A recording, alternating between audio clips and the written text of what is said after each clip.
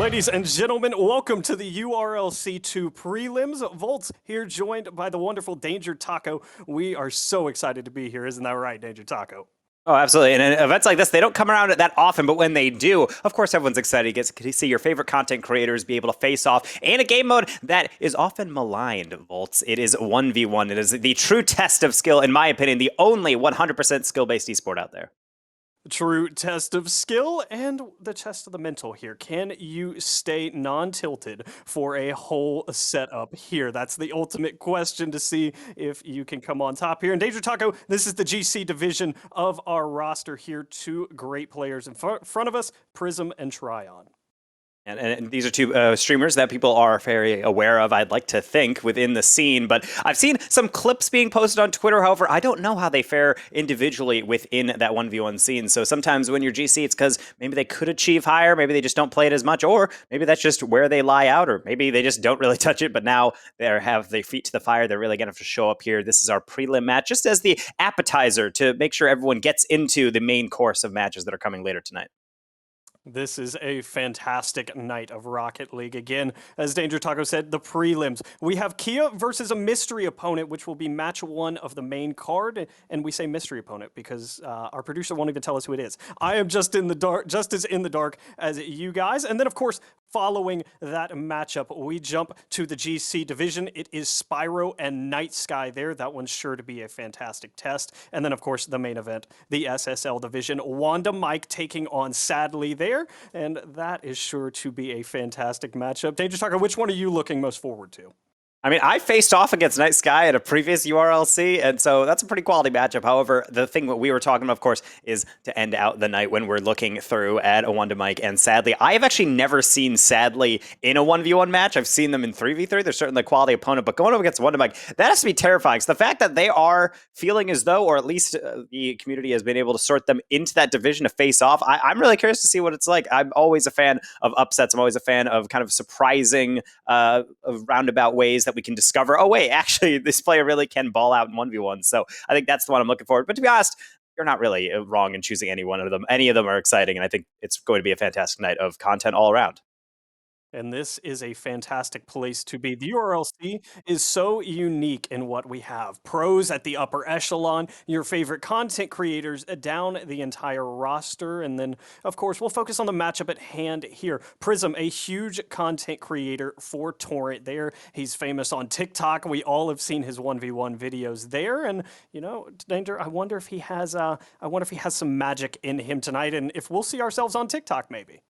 I mean, that's always the thing. That's always the go-to, is that whenever I see a player that I know has a social media presence and they're going for a clip, the first thing I think about is not necessarily, okay, how do I prevent this? What strategy should I take? It's mostly just, God, I'm going to end up on social media getting absolutely flamed in the comments, which is not what you want to think about. I mean, you mentioned mental. That's something that Trion's going to have to weigh on. But of course, Trion has a lot of skill as well. They're in that same division, and they also have that social media presence that, of course, this is great content, as really that's this whole series is about here at URLC, to make sure that you can show off for a crowd in kind of an unconventional way, or maybe just in a manner or setting that people are not accustomed to seeing you. So this is always kind of a neat way to kind of show everyone what you're made of. But of course, get that delightful goal to have it cast over, then be able to clip that, put it on socials, and more importantly, grab the glory from that at the end. And we are just on the outskirts of our match. We do apologize, Rocket League. We had an issue with the first lobby, and I'm sure Danger Talker, as you know, wouldn't be Rocket League without a lobby issue. So as we get this new lobby set up and made, we'll be sure to get you all into this match. But Trion brings a little bit of veteran experience here. It's not his first go-round here in the URLC, so maybe he doesn't quite have as many nerves as someone like Prism, who hasn't Gray Star stages just yet. And Danger Taco, again, you're an SSL at that top level of Rocket League. How much does nerves play in when you have so many hours in a game like this?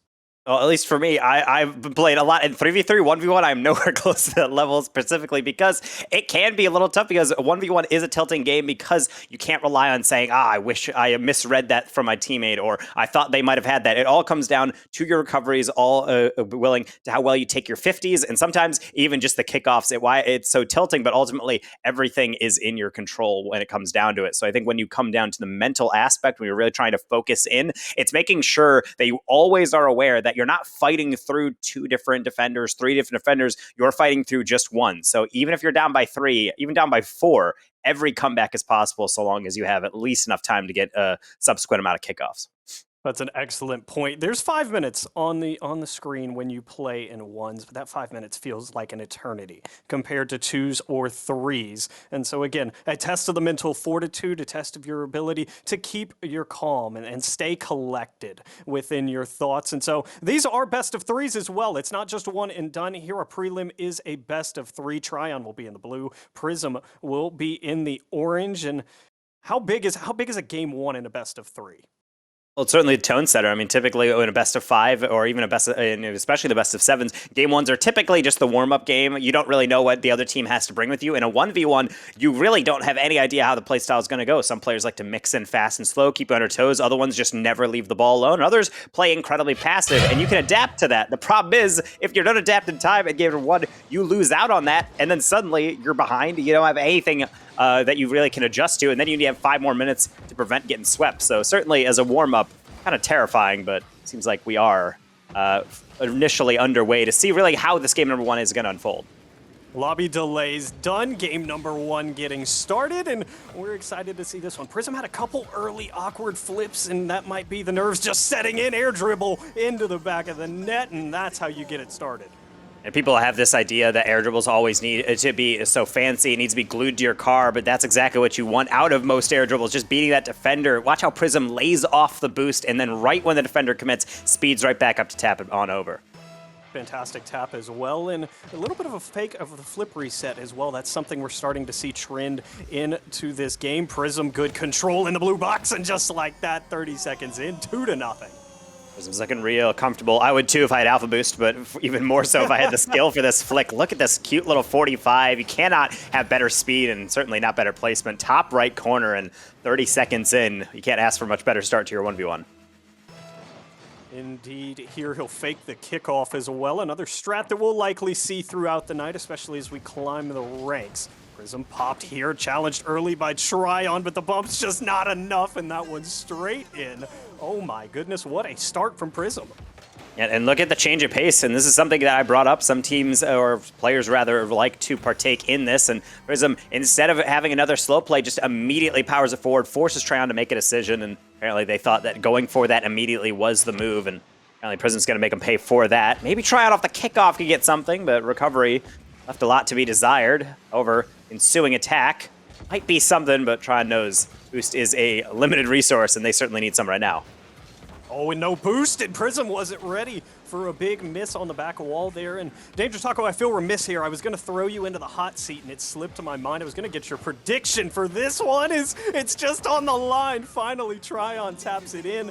You know, does this one goal change your prediction here? Who do you have coming out in this best of 3 on top?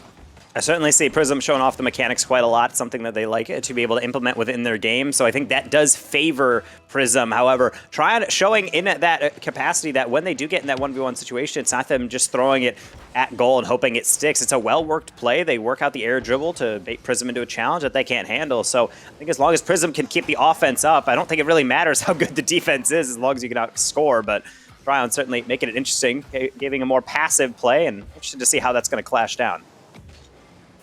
I would agree. Trion very passive here early. Hard shot near post, turned aside.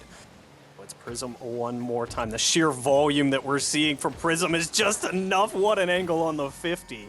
And now that's number 4, the lead back to 3. And Trion might need to hit the drawing board, or re-hit it, I should say, here early in game number 1. Part of this is also interesting because Prism, you can almost take these goals that they've scored so far and almost construct kind of a coaching dialogue of just saying these are the different ways you can score a goal. You can fake off the air dribble. You can go and take a low 50. You can be able to get an early flick, and I think right there, that's a great play. It forces in a challenge from Trion and then baits in a nice goal. And then other times, you can have Trion demonstrating the rest of it, taking a solid 50 in the immediate counter for the goal. Prism was hoping Trion didn't know how much boost he had left, wanted to sneak one past, but goal number 2, he's cut the lead in half, and feels like we've been here for a while, but we haven't even played 2 minutes just yet, and I think it's tough, Taco, because again, we've seen a large volume of shots from Prism thus far. He's already up to 5, and Trion's had just 2. He's made them both count. Look to make a third one here. 180 flick. That's just nasty. Ugh, ooh, I need a shower for that one. Another one. I just took one, but now it's all ruined thanks to Trion, specifically just because I love backward flicks like this because you can see Prism delay the jump thinking, wait, do they have that flick? Are they trying to fake it? And then it re-extends the power. It just shows that even though this game is so simplistic, the ways you can maneuver your car to be able to get that much power and be able to just really throw the defender through a loop is something else. And granted, that's not gonna help either. Prism just AFKs, as they know. That's a mistake they can't afford to make. We're all tied up. We're not even at halftime here, Bolts. This is a great regain from Trion, and, you know, he's making us look very smart. We talked about the mental fortitude of going down 3 goals early or even 3 goals late and just having to stay within yourself, keeping your wits about you, and just understanding this is a long game. And now this is the first real kickoff one in the direction of Trion here, 24 to work with, but the shot of week 1 in Prism, a little awkward. We'll have to show some patience. Yeah, but now they're going to go to the air again. 35 boost, not the best. However, they do have a flip to use, and not going to be able to get any power on that. Trion knows it's a wide open goal, and they're going to take their time. No immediate shots, and they always say psychologically those open nets are the hardest, so you can see Trion taking utmost care to make sure they guide that in. And Trion had a heart attack there when he didn't get enough of it. Immediately regains and chases it down there. Toughest shot in Rocket League. Can't change my mind on that one. But it's a first lead for Trion here. And, you know, now Prism. I mean, that's 4 unanswered against him. I gotta think he needs to take a breath here and maybe try to work in some demos. He's shown the mechanics. We know he has them, but no physicality just yet. I think the main thing that I'm looking for out of these players is that they're playing a very offensive-oriented and that they're throwing a lot of their chips into the pot on each attack. The issue is that a lot of ones is just trying to bait out an opponent into a weak position, kind of draining down that boost, make sure that they're slow on their momentum so they can't work up to larger clears and then take advantage. Much like this from Prism, they're not going to challenge, they're just going to let Trion struggle with that in the midfield and then capitalize on an open net. Yeah, not too sure where Trion was going. He headed towards the corner, and Prism, even on low boost, is going to make that one count. So all equal one more time, 5-5. Still have 2 minutes left. This is just game number 1 of 3 as well. Kickoff goal for Prism incoming, and just like that, he's back in front.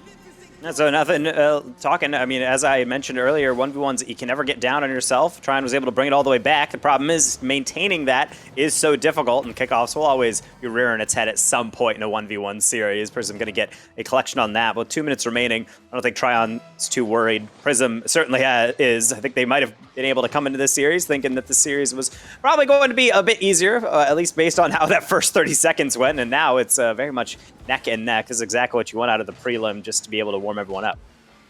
It's a good bump from Prism, looking for some possession here. Trion burned everything to keep that one out of the back of the net, and Prism now with really, really good possession here, just trying to play keep away. Went for the demo, didn't find it, and won't find mid as well. And awkward off the wall, though. Can't capitalize, and Prism to the air one more time. Flip reset, tried to make it work, and we'll call it a fake. And just like that, the lead's back to 2. Look at the respect, though, from Trion on Prism. Even though there's no contact on this, Trion bounces high because he has to go high unless that one goes right over top of them on the flip reset. So there was a lot of faith being put in Prism. They did not fulfill it, but ultimately it was to their benefit, as we had just seen. We got just about 80 seconds on the clock, a 2-goal lead restored, and while in 3v3, that's typically a good cushion. This is certainly a lot of time on the clock for Trion to work with. 70 seconds and counting is where we find ourselves, and that's a really good flick. Better defense from Prism. The recoveries there as well, and that is a huge shutdown there. He's got 23 to try to walk it out with. Good mid grab as well. Pop will not quite work. Trion at least there to stall, but Prism has time in his favor. One wants the second. He did find it, but that one well to the left here. 45 left if you're Trion. Danger Taco, at what point do you kind of get desperate to find at least one? Oh my.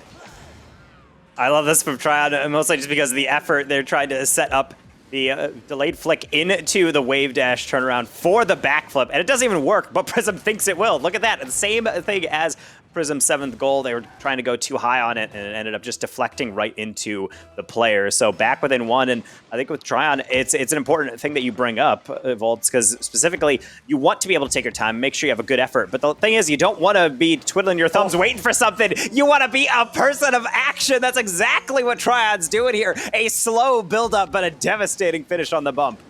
He gets that one little touch and then goes straight after Prism, and that's just frustrating if you're Prism there. There's nothing you can do. You just have to simply watch as you get launched into the back of the net. And that is our equalizer. 30 on the clock, 7-7 here, and great show thus far. Prism, a little bit awkward here. Trion, one pop, crossbar down. Trion will put it away, and he's back in front. That's got to be a frustrating one from Prism. Look at them actually able to get that boost it appeared, but then they realize actually it doesn't really do them any good because Trion still has a flick over top. It's when you get in those systems of advantage where you really have to try to play your cards right, and that's why ones is so complicated. There's so many things to think about. How close they to the ball? Can I win this 50? Can I recover if I do? Can I afford to wait on this challenge to get a better read? And then while all of that is happening, that ball goes in, and nearly a second one right there. That could have tied things up, but Trion now, it's all about clock management. They only have 7 seconds to burn. 7 to burn. Prism has to go, and he'll have a one chance. It's going to be 0 seconds, and he can't find the touch in the corner. And Trion has come back from a lackluster start, Danger, to take game number 1. And that's a tough one, specifically because that hot start that we had mentioned, it came through and we felt like, all right, this is Prism starting to cruise a bit. They're really getting into the flow of things. But then when we look at the end result of that, I don't know if you could ask for much more even stats. They have 8 goals from Trion off of 8 shots. Perfect efficiency when all things come to the end. Where Prism, I mean, 7 for 9, not bad, but it is neck and neck. It's going to come down to that one thing, that one tiny mistake, jumping over a ball, not challenging quickly enough. And I think if this is really what we're looking for to see how even these competitors are, I don't think we can get much better than this game 1. No demos as well in a game of ones. It's very surprising with the current meta of Rocket League that we find no demolitions. There are a couple unforced errors out of Prism, 1 out of Trion. But Prism dominated the kickoff advantage. I'd really like to see him moving into game number 2 really take advantage of his kickoff advantage.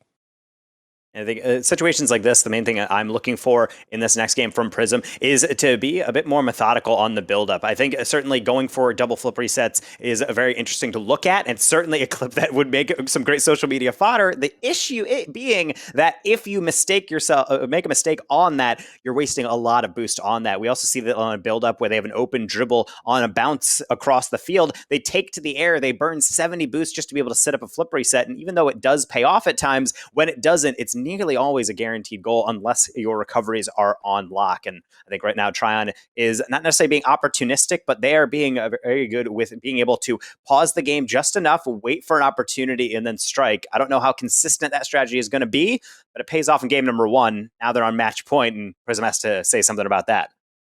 High risk, high reward, our mechanics in ones, and we'll see if Prism wants to adopt some coaching from you, Danger Taco, or if he continues with the show that he has put on here with the mechanics. So as we head down to the pitch for game number 2, it's the same story again. Early kickoff win for Prism, up to take the shot, tried to sneak it bottom left, and Trion makes a good save. Interesting from Trion actually changing cars to the Dominus, and it's not going to help him on that goal. Prism is not going to hit it lightly this time, just going to bang it as hard as possible into the open net. The main reason I bring up the car here from Trion is typically want a taller hitbox. I'd like to think in taking those 50-50s in a game as crucial, 2 50-50s as 1v1. However, certainly if Trion feels comfortable in that, and maybe they're feeling themselves a bit better in the Dominus, it could be a nice adjustment. However, it seems like game 1 and 2 are mirrored in that Prism is going to get out to the hot start. Trion looking for a mechanic of his own. What in the world is this? Almost a midair 180 flick, and then regains control just to get it to Musty actually off that wall, and one great touch over Prism. It's very interesting, Taco, because Rocket League players are notoriously big on the placebo effect, and generally when you lose, you switch cars, you switch presets, but Trion again took the win and still chose to make the car change. And sometimes that's just something that you feel like you're not doing too well in one aspect of your game. You feel like you do better in a certain car than the other in that certain capacity. So that could be at play.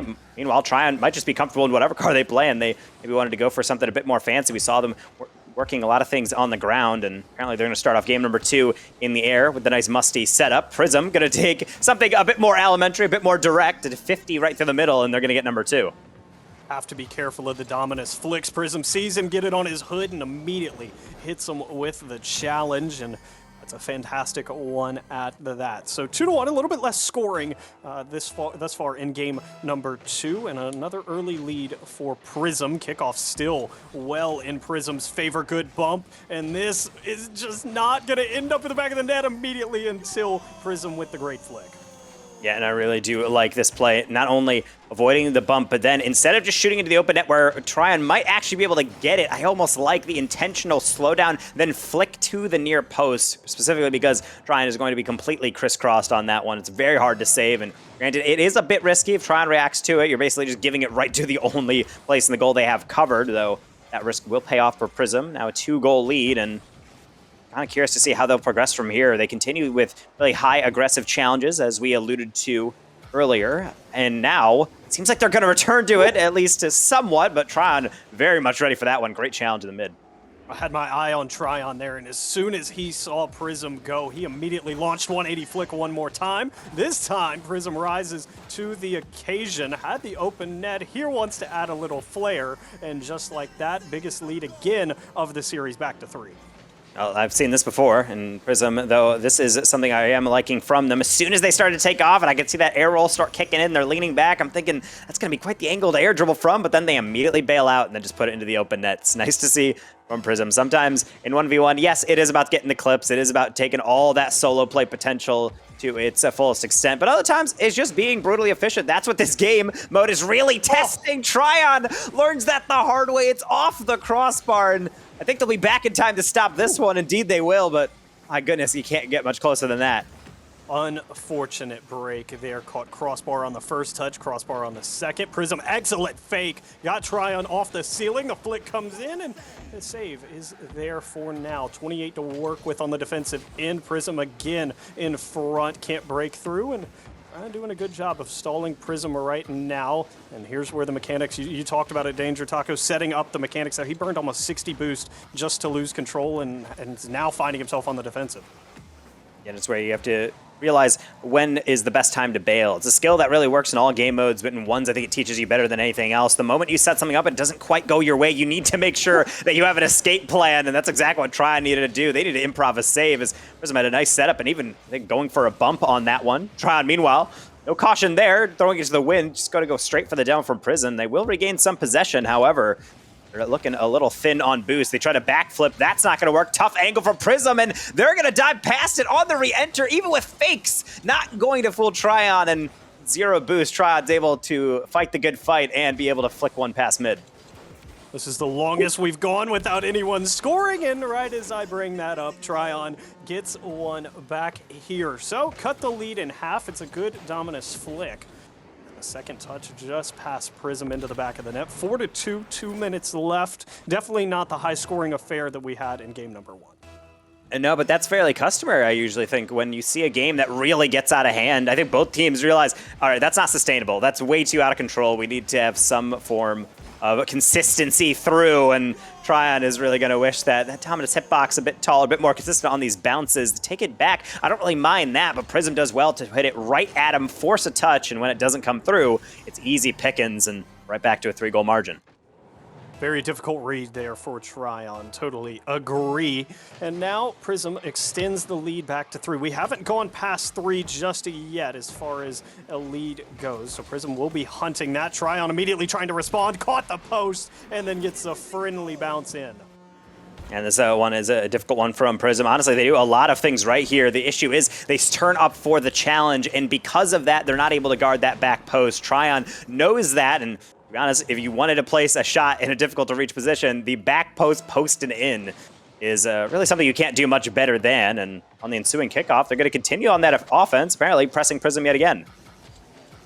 Trying to press here. Desperation not quite setting in just yet. No flip reset for Prism there, but a big boost starve, and now Trion extremely low. Prism gonna burn almost his full tank. Reset in front. Can't quite make it work. Post there to help Trion again, in a huge 50. Back in front of net, Trion up, Prism as well, and neither find a touch. And Prism able to get a clearance. This is not in, that's an unfortunate miss. Yeah, but that demo is going to do a lot. Prism taking their time, strolling that one through, and that was end-to-end action, and that was just pure tragedy in the end if your Trion gets a fantastic dunk to start off, realizes they don't have the angle to be able to get it in, so they leap for it, and then they go too far over it because they know how tight the angle is, and well, we know the rest. That is such a tough break from Trion, especially now that you're essentially going to have to average a goal pretty much every 23, 25 seconds, so it's not going to be the easiest task for them, so let's see what the remainder of game number 2 has in wait. Prism just trying to tie up the series. Saw Trion go for the Cookser pinch. He found nothing. Prism didn't find the flip reset. And with 50 left, Prism perfectly content to just continue to move this ball east-west and anywhere but his net. Time on his side. The death counter down to 40 for Trion, and for us to head to a game 3. Ball in front. Good touch, but Prism continuing to dominate possession. With 30 left, it's looking good if you're a Prism fan. Good ball away. Danger Taco, that might just be it there. That felt like that had to go for Trion. Yeah, it's really going to have to take a goal and then a kickoff. How about this one? But look at the recovery from Prism. In and out off of the inside of the goal, and they're right back in possession, and they're doing the right thing. They're hitting it from side to side, forcing Trion to chase, and unfortunately that strategy isn't going to completely work out, and Trion, as we acknowledged, this game was over. They know it. Maybe going for one more clip. They took it out of the middle. No lead to delay the inevitable. It looks like we will indeed be headed to a game 3. Much better around the back end from Prism. What a start to the URLC 2. Again, we're just in the prelims, and we're already being treated to a full series here. Game 1 to Trion in close fashion. Game 2 to Prism in a little bit wider margin, and you know that sets up quite the showdown for game number 3, winner take all. And I think situations like this are where I really start to love the series in terms of how really chat tends to ebb and flow, but also us as casters really get into it because we see a very neck-and-neck series. But I think the narrative on that was Prism just getting caught out a bit down the stretch of game number 1. But then when we look at game number 2, it seems like Prism is in far more control. They are doubling the shots of their opponent, and obviously more than doubling those goals. And of course, that speaks volumes. However, it's not like Trion was helpless. This is a tale more about that brutal efficiency versus missed opportunity when it comes to Prism and Trion, respectively. Had a couple inches to some of Trion's shots as well, left or right, and I mean you're in that series there if it takes the bounce your way. So Danger Taco, before we head back down to the pitch, game 3 predictions here. Who's taking it?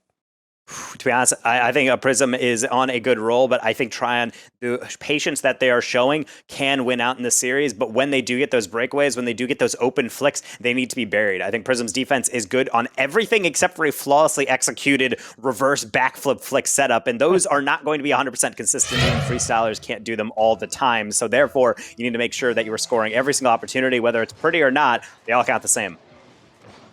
Trion, one more car change here, back to the Finnick. Prism still rocking that Torrent Octane. No boost, actually 12 boost off the wall here to get us started. Prism high pop knows he has the boost advantage, and another good clearance, one pad to work with. Nope, corner rewarded for Trion, and Prism giving him all kinds of space. Will now come back down to the air one more time. Flip reset incoming, musty attempt, but Trion not wanting to end up on the TikTok makes a great save. Ooh, Prism, AFK again. They know they have to touch that, and I know exactly what they were going for. They were just trying for a light tap just to delay the defender, but ultimately Trion will indeed be putting that one through, and it's stuff like that from Prism that I'm a bit worried about. They're going for fancy plays, however, the recoveries are fine. The issue is when you slow down and you absolutely need to make a touch and it doesn't come through, you're just handing away free points. That is an unforced error, and you put it perfectly, handing away free goals when you do something like that. Prism, though, not deterred. Up again. One reset flick, double. Nope, can't find a double. Trion left scrambling. Did a great job of managing boost, and will have plenty to work it out of the blue half with. Prism up to contest, soft touch, and trying to get it back. Got a great bump on Trion there to keep this one from being a 2-goal deficit. Oh, that's how you do a backflip challenge. Look at the half flip recovery by Trion. And this is the last thing I think Prism expected. They thought that was just going to be an easy tap out, but instead, Trion pulls their Uno reverse card out of the back pocket and is able to get number 2. That was the last thing I was expecting as well. I was on Team Prism easy clear incoming. But that is how the tables turn here. 2-0, an early lead for Trion. New territory for him, and new territory indeed. A 3-goal lead early. And this is where ones is so interesting to be able to take your risk, and do you actually want to be able to go for that high reward with a high risk? And sometimes if you're challenging on the outside or the player looking inside, you can get beat really hard to that ball. However, if you do it on offense, you might just get a goal out of it. Trion with a quick turn. I don't think Prism saw that coming anyway. Great bump from Prism off kickoff and picked up a mid. That'll lead to his first strike here in game number 3. Wow, that's a bump and a half as Trion went flying, and Prism not going to miss that. I'm glad that was a bump. I thought that was just a new mechanic I didn't understand. Trion getting like a fantastically fast speed flip, but no, in fact, they are going to get bumped by that, and good job on Prism for recognizing a goal and not overcomplicating it. Just speed it up faster than your opponent, and it's going to go straight on in. Trion going for the direct path again, and Prism, I think they've seen enough of that show. They went straight back to goal, able to get that save and potentially the counter. Ooh. That is a flawless air drag right into the top shelf. Beautiful coast to coast, and the control was never doubted there. Trion can only find Prism, not the ball, and that is how you reel this one back in. It was looking bleak. There was a potential it got out of hand, and we blink, and we're back to a 1-goal difference. Trion off kickoff will immediately send it back to 2, but not out of the woods just yet. Still 3:24 left. Worst part is from Prism is that they get a really good kickoff on that. The issue is right when they get to it, it's almost like they flip past the ball instead of the center of mass. It's so difficult to watch these kickoffs. Typically, you'd think it's just the same thing over and over, but depending on how your opponent approaches it, how fast they're going, you have to make sure you're reading that. Trion trying a trick kickoff, stopping short, and trying to see if they can rebound it into Prism's half. Not going to work out, but we'll still get a really juicy attack here. Now in the slow play, trying to set up a hook shot. Prism calls his number early, and that's a fantastic challenge, and maybe even a counter. The catch on the near post. It's going to go off the post and the bar on the follow. That is a heartbreaker. Prism can't buy a bounce. So difficult. He was rewarded with the early challenge with the opportunity. Now Prism back the other way. He'll make sure that the crossbar and post have nothing to say about this one. Straight into the back of the net, and we're back within 1. My criticism of Prism from the previous games is the exact same thing right here from Trion. Typically, the recoveries have been fine. However, they went to the air. They tried to get a fancy flick to beat Prism. In the moment it doesn't go through, it is an open net. That is something you really have to measure out. If you want to go for those clips, fine, but make sure you have that exit strategy. Speaking of exit strategies here, Prism thought about heading straight towards Trion and then immediately backed off. Good job to get back down. Good control. Bump comes through, but it's not on. And so that attack negated by the post. Prism again up. Prism flip reset, trying to get it under Trion. Beautiful 50, and that will continue to hold his 1-goal lead. Not only that, but Trion is able to make that save and have 33 boost to boot, so got that first real attack and a boost steal onto the sidewall. Prism, they've been dispossessed before in this situation. They had to be careful, and they did play that 50 fairly well, though it's going to go right back into the Trion half, and 2 minutes to go in that 1-goal lead. Trion needs to be careful. Prism trying to take advantage, and they do. The care with which they put that one in could not be understated. Prism was making sure there was no chance this one doesn't end up in the back of the net. Nice slow aerial, knows he has time, and takes it to advantage. So 4-4, 2:01 left. We're all equal again, and oh, this is anyone's contest. And so kickoffs like this are always the most interesting to me, is when it goes to the sideline, but definitively into someone's half, and you have one player reeling backwards, you have one player going forward, but neither one has a clean angle on approach. Seems like Prism able to survive that one, try and survive this one. They don't have a lot of boost remaining. They have to go right back into their goal. Prism has more than enough. There's a fake, there's a slow play, there's a backflip challenge even. They're trying to throw everything in there. It's almost like they're waiting for Trion to go, and would just not oblige. So Prism tries speeding it up this time, past Trion, but also past the post. Wanted to go for some kind of physical bump play. Trion just not having it, and this shot turned away. Trion spending a lot of time in front of his own net. Early go here to try to escape the zone. Flip reset to continue it on, and Prism not going to let that one slide past. 70 seconds left here. Game number 3, this is a winner-take-all situation. Good early challenge from Trion at mid. He's got an open net, a little bit of showboating, and oh, he cut that ever so close, but the goal will count. 5-4 in favor of Trion. I am sure Trion is a lovely individual, but that is disrespectful. You have an open net. You didn't have to do him like that. The turtle goal to be able to roll it on in. Oh my goodness. Minute remaining, 1 goal. I mean, it's so tempting to be able to build a narrative, but as we know, Volts, this is not secure whatsoever. And Prism is more than capable of coming right back in, and maybe with challenges like that, they will be. What do you know? It's Prism right over the top into the open goal. Oh, Prism, where's the turtle here? You had the perfect chance to repay him. I was here for it, but no narratives built here because 9 seconds later, we're tied one more time. I mean, realistically, Danger Taco, we could see 4, maybe even 5 more goals in regulation. Yeah, I don't think the players' hearts will be able to take that one, but certainly is a possibility. We'll have to see. Prism, maybe we'll go back to their old tricks with the air dribble. They certainly have a lot of time and a lot of control. Nice drag. Trion chose the late challenge well, able to get that one away, and now the boost. Be able to rebuild out of their corner. Wide turn, though, Prism. Delayed flick, and 50 will go through, but well out to the corner, and Trion's going to have to try a different approach to dig this one out of their half. Great job by Prism to get all 3 pads in that corner to at least give himself something to work with. Trion, 1 fake, Trion, big flick. This is awkward, and it'll be put in the top right corner. 16 left, 1 goal lead. Oh, Trion, where's your merch store? I love this. I love everything about this. Look at that flick and then the setup to be able to get all the way around it and put that one in. It might look like an easy tap in, but there is a lot going on there. That backwards flip completely kills the momentum. So you not only have to speed up, you also have to air roll, and you also have to get the angle. That's a lot of factors, and they calculated it perfectly. Speaking of factors, a decisive kickoff in favor of Trion, trying to add a 2-goal lead and put this one to bed. But Prism, one last chance, and appropriately, it's in the air. The control comes through, the 50, not a good one, and Trion will take the prelims in 3. What a contest. Man, that is a great way to start things off. We get the absolute treat of going to 3, and even though Prism takes game number 2 fairly decisively, we're right back to where we started, more or less. A close affair, but it's Trion taking it in 1, taking it in 3, and now taking the full series. That is something that I think we can hope to expect to see more of as the night goes on, but I would say this is a great way to start us off, and certainly, I would say a different approach of styles, but that's why 1v1 is so interesting. Chess is often the analogy used in Rocket League and in many sports in general, but in this one, it very much felt like 2 players trying to outplay each other. Fantastic matchup. I 100% agree. No other way we would have wanted to start this night, but hats off to both competitors on this roster. A fantastic show that they just put on for us here. And again, this is just the prelims. We haven't even gotten to the main card just yet. But first, Danger Taco, I want to thank you for coming on the show and enjoying the booth with me here. Where can we find you outside of the URLC?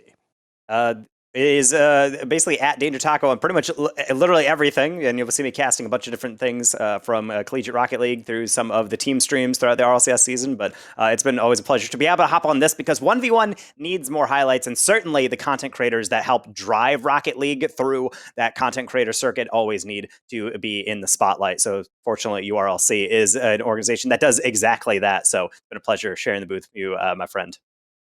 And indeed, we are extremely thankful for the content creators, Prism and Trion, for the show they put on to us. We appreciate the raids from earlier and the fantastic gameplay they just put on. But we're going to take a short break here on the URLC broadcast, and we're going to jump from the prelims to that main card. So when I come back, if you're looking for Top Gun's wonderful face or mustaches, well, wonderful mustache, they'll be here joining me in the booth. URLC 2, Wanda Mike versus Sadly, coming up right after the break.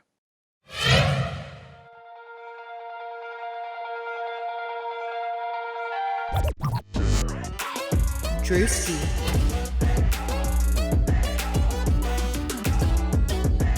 Missions. Kia. Spyro. Rani. Derek. Blue Screw. Tenacity. as Fiora.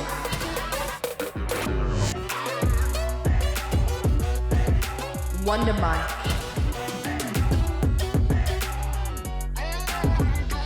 This is the URLC.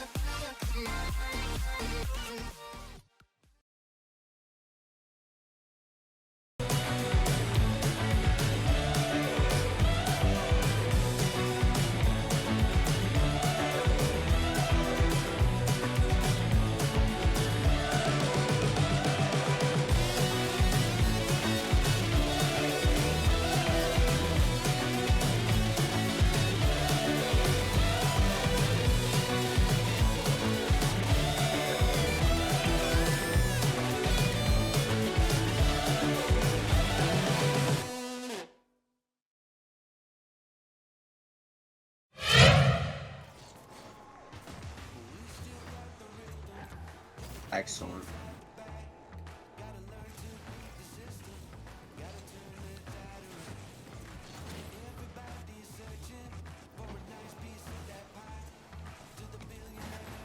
Taking one out of Wanda Mike's book, huh? Yeah, he's awesome to work with. Me and Sadly have been friends on Rocket for a while. We both came from Xbox. He does a lot of coaching as well. So with me and Sadly, it's like bouncing back coaching ideas more or less. With Barney, he wasn't SSL in ones. So we were trying to like get to that level. But with Sadly, it's like we're at that level. Now how do we counter like someone who's really good at that level, right? Dude, if he goes for stuff like that, you're gonna destroy him. It's really nice to be able to get out of my comfort zone and play something that I've never really done before. Like I've never been a ones player, but I have had the skill to compete in that. I think I really just have to force him into wasting boost. I will just have to kind of force him into the air. He does love the air a lot, so I just have to kind of make sure I have good defense and get good touches to where I can capitalize on it. Because if I defend an air dribble, the chances of me scoring are pretty high. I'm smelling an air dribble bump, to be honest. You called it. I don't think that there is any other way to get used, or just to like get more used to seeing like air dribbles besides like I guess twos, but like defending air dribbles and air dribble bumps and stuff like that Wanda Mike might do, because training packs don't work for that type of thing, right? Yeah. The only way to do it is ones or twos. Air dribble bump. So yeah, that's fake. Out of all the 4 goals that he got scored on so far, 3 of them were fakes. From what I've seen, he doesn't play too much defense. I think I could starve him out enough to get some solid shots on net that he can't save.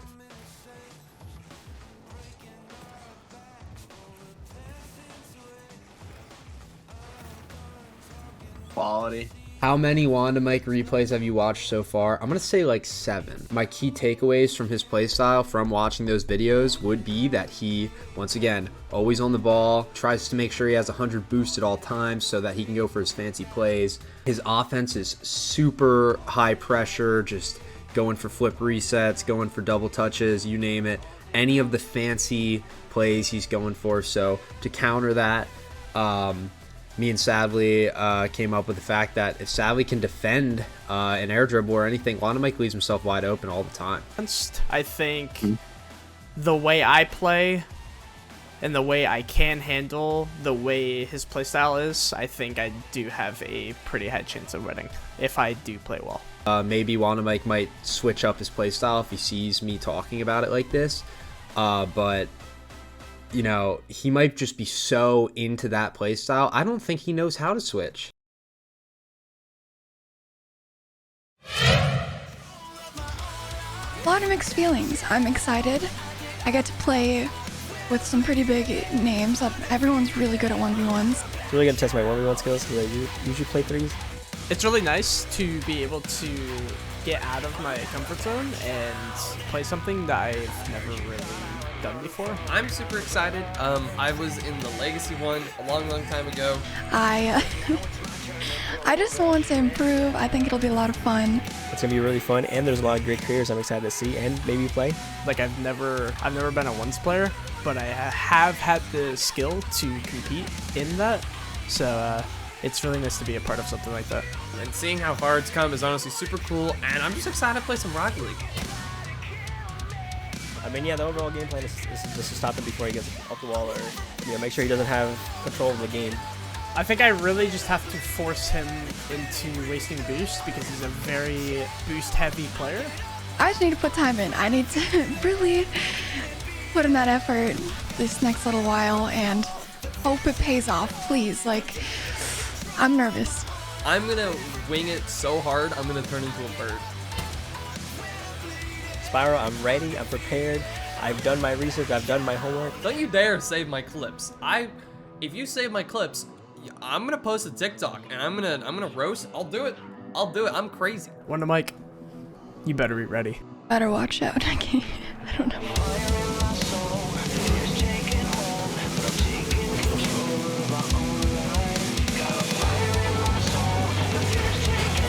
The URLC Championship journey continues. I'll never back down. Champ Division, Kia versus Mystery Opponent, GC Division, Spyro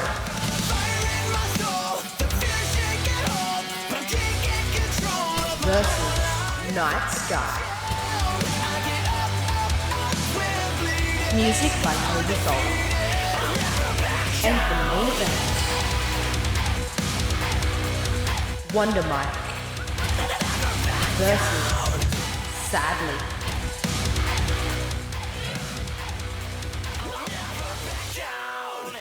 I'll never back down. I'll never back down. I'll never back down. I get up when I'm bleeding. What is going on, everybody? Welcome to URLC Live on Champions Field. We've got the second event of URLC Season 1, Wanda Mike versus Sadly, with your theme, Never Back Down by No Resolve.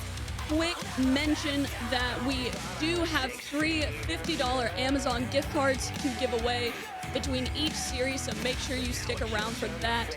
I am your host, Top Gun 7, and on the commentary booth with me, I do have Mustache and Volt. Mustache, take it away, man. Oh man, if you guys are still hanging around from those prelims, that was phenomenal. I'm here, I'm excited, I'm ready to go. Volts, I know you were in that first set of prelims and everything, but man, are you excited for the main event here for URLC 2? Oh yeah, if you guys missed the prelims, you missed quite the show and the real tone setter for tonight's event. And I'm sure you two can tell I've had my caffeine, I'm raring to go, and Top Gun, we've got a fantastic show tonight. That we do.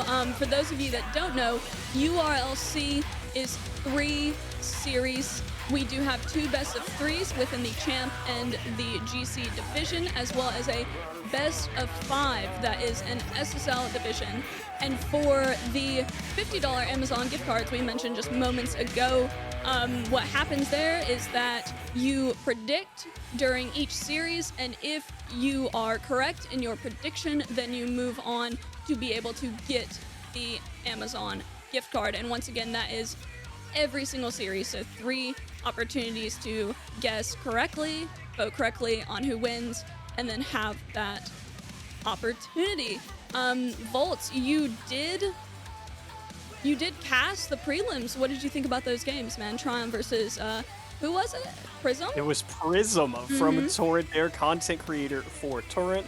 First off, I want to say another thank you to Danger Taco for joining me in the booth. Fantastic caster, great streamer, high-level player. He brought the knowledge to the broadcast. It was great to have him in the booth. And then, of course, Trion and Prism put on an incredible show. It was fantastic to be in the booth for them and get to see that happen live on the pitch. I see Prism on TikTok. I see Trion around the community. Haven't got to see either play against each other until today. And speaking of playing, Mustache, we've got our matchups for tonight, but there's a little mystery in one of them.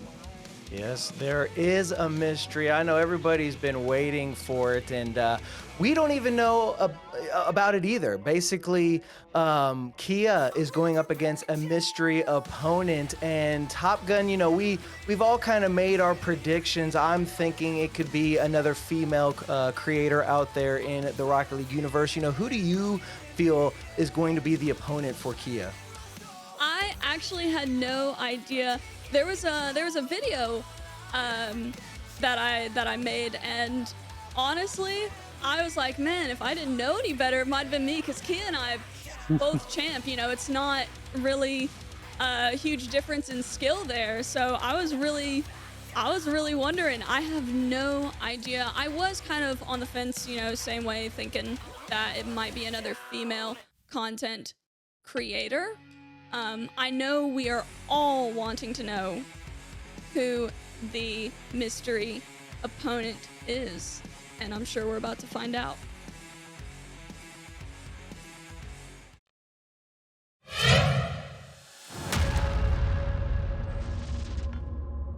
If I didn't know any better, I would say myself. I have no idea. I have nothing to go off of. So, yeah, thanks for that. Thank you. Honestly, I don't know what rank Stone is, but I could see Stone getting in there himself. Man, putting it all together, he wants some of the action, so maybe it's Stone himself. I have literally no idea. I'm so out of the loop and dumb. Kronovi. Honestly, have no clue. I have zero clue. And they did say that it's not in the URLC roster, so if I were to just throw a random guess out there, I'm gonna just go with like Tri-House or something. Man, I mean, it could be anyone. I would hope it'd be like Widow or Nito, you know, another content creator that's you know, just along her lines, Hercules or something. Like I want to see a woman v woman matchup. I think that would just be, you know, the perfect way to kind of start the event and have those two go at it.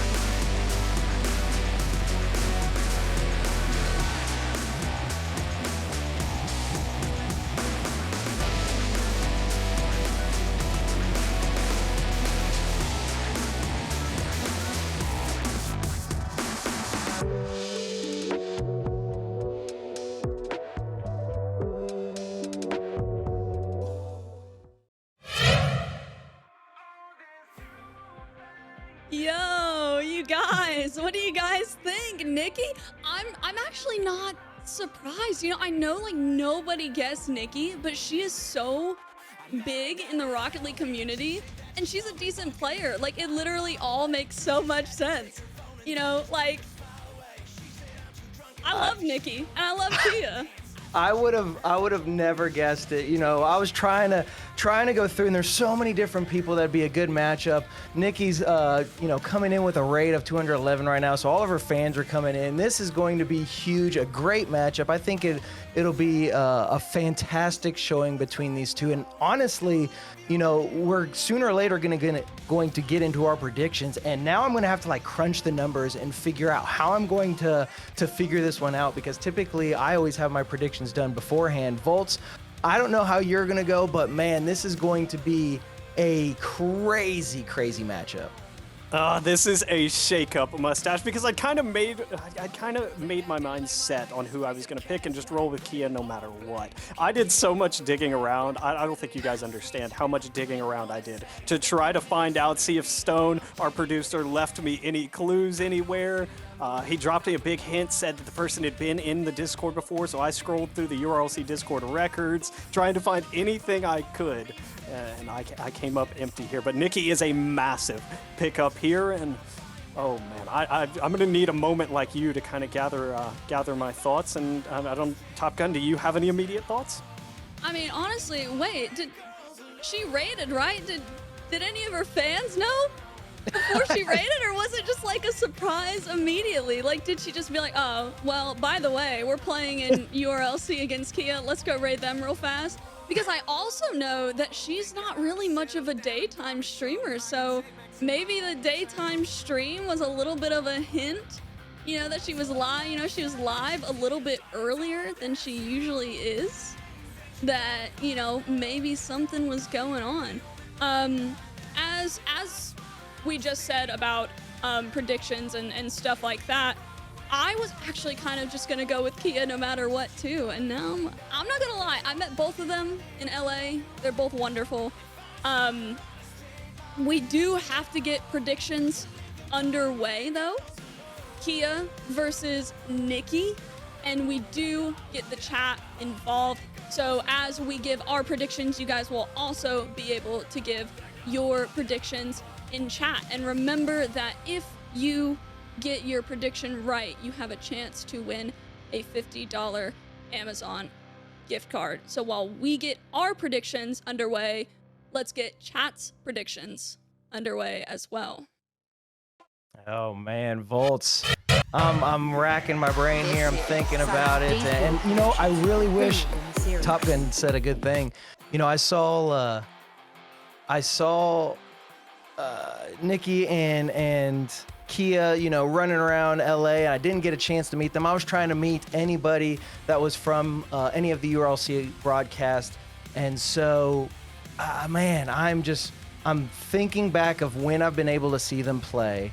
And just because, first off, I want to give a slow clap to the secrets that were kept for this, because even us in production, production didn't know about it. We just found out, just like all of you guys. I'm thinking, and I am going to, first off, let me type it in. You guys need to be typing it in chat too. So let me do it with the chat, and I'm going to surprise everybody. It is it going to be Nikki that we need to type, or Kia? Hashtag Nikki. Let me get it all set up. And so I am going to go... Yeah. I'm going to go with Nikki. Nikki is going to be my prediction for this one. You guys can see how we've been predicting down below each of our names and stuff like that. So yes, I think she's going to be the sleeper. I think she's going to come in. Everybody's kind of expecting Kia to win this one, but I think Nikki, with that 211 raid, everybody's been rooting her on. Maybe she told her fan base that, hey, they're going to play today, and so only they knew about it. I'm going to go with her. I think she's got this. I'll give you my take here. First off, I love the new viewer prediction setup that we have. I love that you can see our overall picks in chat. Might take a look at mine and be like, yeah, we're not voting with that guy. So I'll go ahead and give you mine, but here's my quick logic before I give it to Top Gun. Nikki has known who her opponent is, and she's had the time to prepare. I don't know what she's been doing on her streams or in her free time, but she's known who she's playing. She's had time to do the research. Kia, completely in the dark like the rest of us. I'm giving the strategic advantage to Nikki, and that's why I'm going to vote alongside chat using hashtag Nikki. Okay, listen. We can't do this to my girl Kia. Somebody's got to vote for her, and I mean, that was kind of the plan for me. Anyways, I will type in Kia for the win. I mean, for multiple reasons. I guess not that many reasons. I mean, I really like Kia. I'm a fan of both Nikki and Kia. Like I said, I did meet them and they're both wonderful. I do think, I don't know how much Rocket League Kia has been playing, but I do know that I've personally played her in ones, as well as a lot of times when I go to her stream, she plays in one. So even though not knowing her opponent, who her opponent is, they are similar in skill. Once again, you guys, make sure you guys get your votes in. Your predictions will be ending very, very soon, so make sure you get yours in. But yeah, they are similar in skill, and I feel like Kia can take it.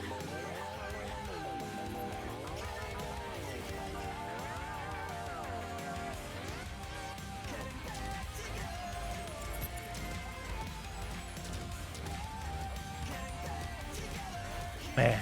All right, so Kia. So you're thinking Kia's taking it, Top Gun. Me and Volts are going to be with Nikki. I kind of side with Volts, and that was before, that's after even I made my prediction. But the fact that you're right, Volts, she was able to sit there. She's able to kind of methodically think how she's going to have to go against Kia, kind of like what we saw with Sadly and Wonder Mike.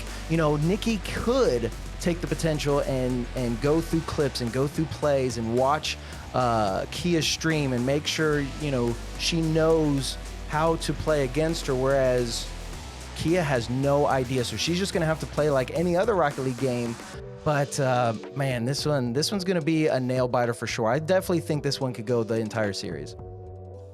Yeah, there is definitely a chance that this goes the distance, Mustache. And so as we get ready, we take a look. Chat a little bit a little bit favored. This one's actually really close. Kia 52, Nikki 49. I'm cheating using chat as well. Apparently, someone's telling us that Kia plays a decent bit of ones there. So using some outside knowledge, I'm not feeling too great about my pick now.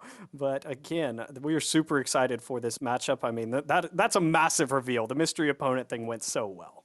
Oh, definitely. I mean, that's just a fun aspect throughout this URLC, all the different seasons. Each event, we always try to do something big and kind of a little pizzazz, if you will. You know, last time we had the coaching of Barney against King Ranny, and then now we have not only do we have the coaching of Sadly versus Wonder Mike, but now we've got the mystery of Nikki versus Kia. I mean, this is just so much fun, and now we get to see what these two can put on the pitch. I did say I wanted to see a woman v woman matchup. We're gonna see that, ladies and gentlemen, and this is going to be the highlight of just what we can see from this group. And Kia, right off the kickoff, gonna be able to take it. You said she has some ones skills up her sleeve, and she's gonna have to hold on to it and definitely show it out here on the pitch. Mystery solved, and our mystery guest has the first real opportunity. Can't quite find the angle. Again, this is a best of 3 in the URLC Champ Division, match 1 of the night. Kia looking for the big dribble, able to get it past, but Nikki does just enough to keep her away from that net. Good challenge in the corner as well, and no goal just yet. Back and forth we go, and Kia rocking that Slurpee decal. I really like that decal. I've been trying to get a hold of it for myself, and I just cannot. But we don't have any 7-Elevens here, so I have to wait for a Speedway to get it. But will that be enough to help her in this series? Right now, we're still tied 0-0 as we start to approach that first minute elapsed. But the Caster Curse strikes. Nikki, my prediction, puts the first one on the board. But we know here in 1v1 Rocket League, that is definitely not a guaranteed win. Not at all, but it must feel good. The surprise is out, and you have a lead in the event. So a great start for Nikki. We are just over a minute in here. Kia, another neutral kickoff. Nikki's going to elect to go for boost. I'm interested to see how both these players choose to use their boost. Kia with the flick, Nikki using that corner to make the save, and Kia early dominated possession, just doesn't have anything to show for it just yet. Oh, and that's just going to be unfortunate. Luckily for Nikki, Kia not able to put that on target, but that was just an awkward touch. The clear just not going her way. But able to dodge a bullet there. Nikki not going to be able to get around that one, knowing Kia is going to be on the backboard for her. She's going to have to elect to retreat back for that defensive position. But now with a great clear, can she pick up that mid boost and the control? She can't do so. She tries to put it on target, rightfully so, but just not able to put the power behind it. So now Kia's got the control, gets the boost. Nikki taking it away, bounce favorably for her, and it bounces around. Can Nikki put that in? She does, just off of the touch of Kia, and we've got a 2-goal lead for Nikki. That is a very bold fake there from Kia. Chose to try to get behind it and just can't create that angle. Nikki diving in, able to put it away. And just like that, 2-goal lead, looking good thus far. One more time, a neutral kickoff at a mid. Kia again with the possession, just hasn't had anything to show for it. The shooting not as pristine as you would like it to be. This is a good clearance, great stall by Nikki. She'll be able to go grab corner as well, excuse me, Kia, and this time it's Nikki on the flick, make it 3-0. Yeah, and I do feel that the nerves are getting to Kia. You know, again, we've talked about it. She didn't know her opponent. She wasn't really able to prepare for a specific person. She just had to basically play ones like she typically does. And, you know, sometimes, especially in ones, it helps to know who you're going to play against, because then you can kind of figure out strategies. And I think the jitters have just gotten to her. But we've got about a half of a game left, enough time for Kia to get any tying goals needed, but Nikki does have control of this game so far, able to try to get this one around. Kia not able to get that touch, leaves the possession to Kia. Can Kia get the flick? She does, and finally gonna put the first one on the board for herself. Great job by Kia to stay calm here. She grabs the possession, knows she has space to work with. And the insta challenge from Nikki does not pay dividends. So Kia on the board, maybe that's just what she needs to kind of, you know, get the monkey off her back and maybe really get going here. A little bit of a slower kickoff there Kia a little bit behind on that as she was trying to go for it. Kia just trying to bait out Nikki. Not able to do so. Nikki does hold her ground perfectly in the defensive position, and Nikki not going to have any boost to go for this one, so Kia is going to beat her to it. Now you just kind of have to sit and wait. Can Nikki get this one around? Kia does get the touch. It goes to the sidewall, and it's just kind of a stalemate between these two. Kia is just trying to make sure she doesn't leak any more goals, and Nikki's just trying to make sure she can guarantee the win, putting this one off to the side. So Kia gonna elect for this mid boost and see if she can regain herself. Good 50 back in front, but Kia's not going to be able to capitalize. Immediately popped over Nikki, and now it's just a waiting game. And finally drops down into the net. That probably felt like an eternity for Kia, but another insta challenge from Nikki. It does not yield results. We apologize for the error on the screen. Rocket League typical as always, but as we move back into the gameplay, Nikki winning a kickoff this time. It's a huge win in front. Kia looking for a bump, won't find it until the shot comes through, and just like that, it's 4-2 in favor of Nikki.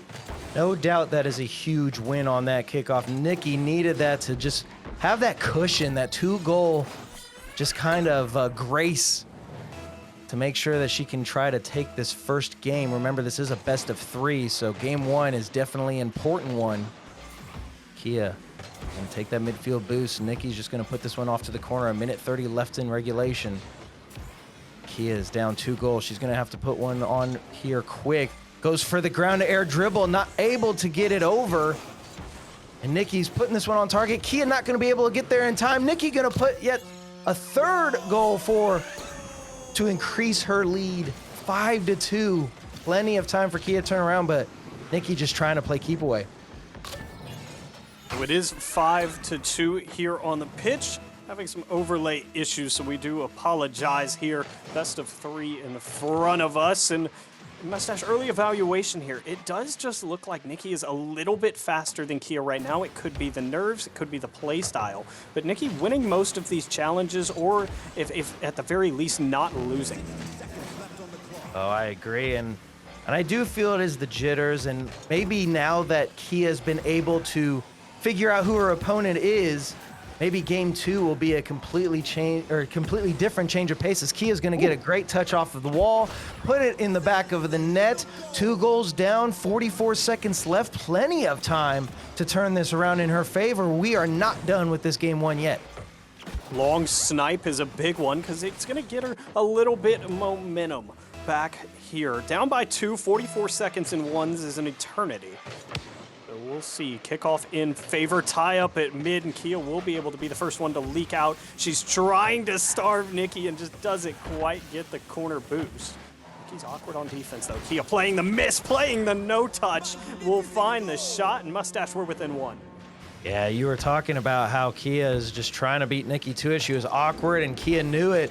And those corners are always so dangerous, especially in ones, because if you get caught up in them trying to challenge, it's almost, a guarantee you'll never be able to really get the challenge you want. Nikki, though, great kickoff.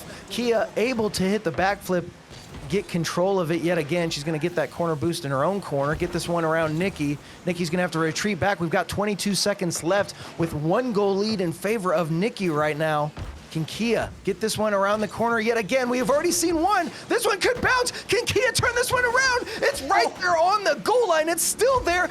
8 seconds. Nikki gets the clear. 6, 5. Can we see Kia turn this one around? Or is it going to be a win for Nikki? It will be. Nikki taking the first game, but Kia putting up a valiant effort. Wow, that one came ever so close. Nikki called upon to make not 1, but 2 saves on her goal line at the end of game number 1. So as we move towards the break and into game number 2, it was a fantastic game 1 there. Kia almost rallied back, Mustache.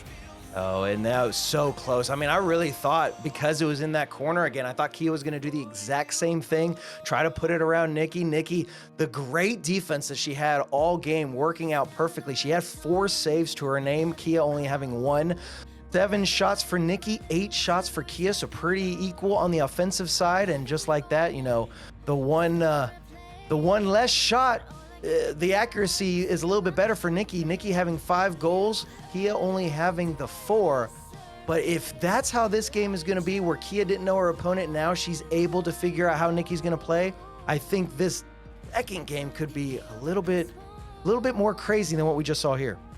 I was going to say, it really looked like a major switch up between the front half and the back half of game number 1 there. 2 different stories, just maybe a little bit too little too late, plus some late game heroics from Nikki did really set the course and the final result for game number 1. But again, this is a best of 3. Plenty of time for Kia to regain. And speaking of time, 5 minutes back on the clock. Players back down to the pitch, and it's time for game number 2. Mustache, I'd love to see Kia get an early lead in this one.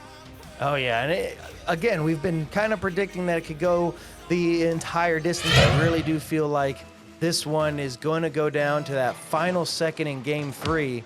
But Nikki with that kickoff, she's been great on the kickoff. She's been great on the defense and not going to be able to get the touch there. Kia just sneaking that one by. Is she going to be able to recover herself, pick up that midfield boost, and just kind of play the waiting game? Can she get the flick pass? No, Nikki is going to be able to get the touch.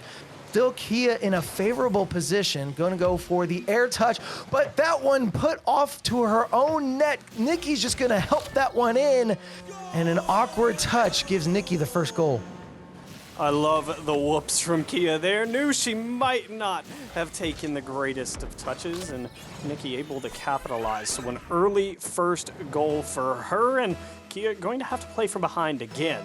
But Mustache, again, got to chalk it up to nerves. Neither of these players are pro players. They're not quite used to this scene here where, your on-field play is quite important to the result here. With a good challenge in front. Gonna take her time to grab the boost. I love the slow play because Kia's giving her all kinds of space. Now speeding up, doesn't quite find the flick, and it's turned away well by Kia, who avoids the demo at mid as well.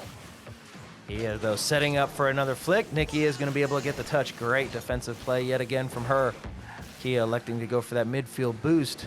So it gives time for Nikki to regain. Gets the flick. Gonna put this one in. Kia just stopping in her tracks. And Nikki off to yet another 2-goal lead like she was in game 1. Oh, what a flick. The dive challenge there. It's just an awkward angle, but it requires a picture-perfect flick out of Nikki. And it's exactly what we get there. Great control. Straight back onto it to tap it in. Man, Nikki just winning almost every kickoff. I believe last game she did have, in game number 1, Kia rather. I'm looking over the stats real quick. Kia having 66% of a kickoff advantage over Nikki, which is quite surprising because I feel like Nikki has been able to come out with all the kickoff advantage here, but Kia gonna put that one in, decrease the lead by 1 for Nikki. Now we've got a ball game here. Just a 1-goal deficit and plenty of time to work with, and now Kia starting to find the kickoff wins. It's all about mixing and matching what you can do in ones, especially on the kickoffs. Good touch into the corner here. Kia looking for the demo, didn't quite find it, but it'll buy her enough time to go grab mid. Might just work out for us. Nikki's gonna put that one in. Kia not able to get the touch. The corners are always dangerous. We talked about it in game number 1, and Kia just not reading that perfectly. Nikki putting that one in the back, and the 2-goal lead is back with us. To a kickoff we go one more time. 3:22 is where we find ourselves here in game number 2. Great bump from Kia will earn her the midfield boost. Great angle as well, and she gets all of this one. Fantastic shot. Yeah, just a great read by Kia. She sees that Nikki goes to the corner. Kia, knowing she's got all the time in the world, as long as the accuracy there, the goal will be there as well. So now, decreasing it yet again by 1. Still in the lead is Nikki with a 3-2 scoreline, 3:10 left on the clock. Kia gonna pick up, no, doesn't need to pick it up. She's got a full tank right now. Gonna try and get this one over Nikki. Maybe will she get the bump? Nikki is going to be able to get to the air, and Kia just regains. Nikki, though, all the time in the world. Kia not going to be able to recover as quick. Can this roll fast enough for her? It will. And we just go back and forth between this 2-goal, 1-goal lead. Great recovery from Nikki there. She messed up her speed flip, stays calm, able to get back onto this one, and As you said, we didn't know if it would roll fast enough for her. But the 2-goal lead, double the score line for Nikki, 4-2. It's the most neutral kickoff we've had in a minute. Nikki will be out to grab mid, Kia to corner, and touch off the wall into that blue corner. Kia waiting on the back wall, good carry and good flick out. That'll buy her some space to work with. Nikki able to touch it back into her corner. Now we go back and forth. Mustache here, good 50, and that's just in. It's just in. Oh, you love those types of goals when you're playing ones, those challenges that just go in your favor right off of the opponent's nose. And into the net we go. 2:30, we are just at the halfway point.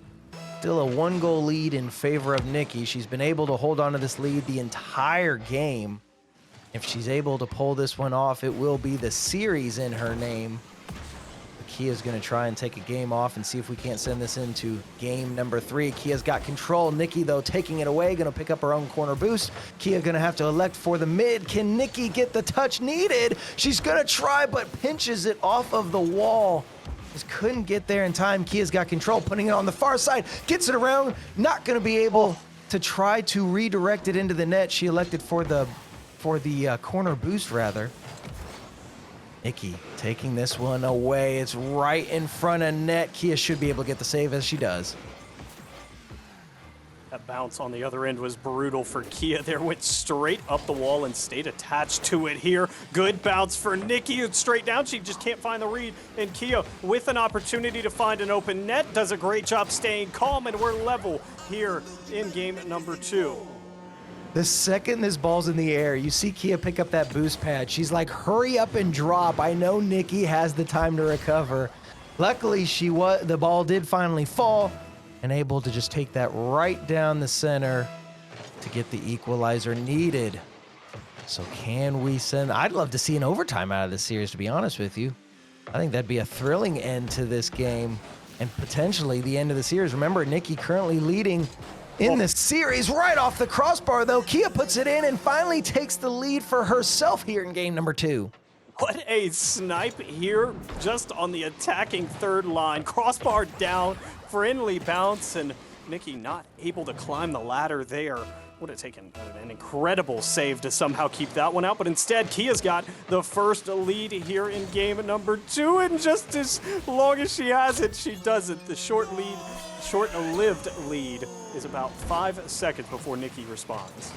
14-mile-per-hour goal. That one, we take those all day, ladies and gentlemen. And just like that, we get it all tied up. Volts, that might be our slowest goal of the day. I'm going to have to keep track of that, 14 mile per hour. Look at it this way, if it's 1 mile an hour or 100, it still counts for 1 goal, and I'm sure that's exactly what Nikki is thinking here as she takes a great 50 on the wall, back onto the wall, pop, over Kia, it's an open net, post and out, and the 4th defender will bail out Kia from a 1-goal deficit. Remember, this is just tied up right now. There's less than a minute left. And we are tied 5-5. Kia trying to get the flick over. Nikki able to get the touch to her own corner where she has no boost. And I believe Kia knows it, so Nikki's going to have to keep this ball close. Kia with the challenge to see if she could try to take the possession away. She does. Kia going to try and launch this one. Great touch. Not enough power, though, as Nikki is going to be able to get the save, get the corner boost, and potentially regain. Misses the touch there, but good challenge is at least going to stall the ball for a minute for everybody to regain themselves. Kia doesn't want to give too much space to Nikki, but has to be aware of a big boom that does come through.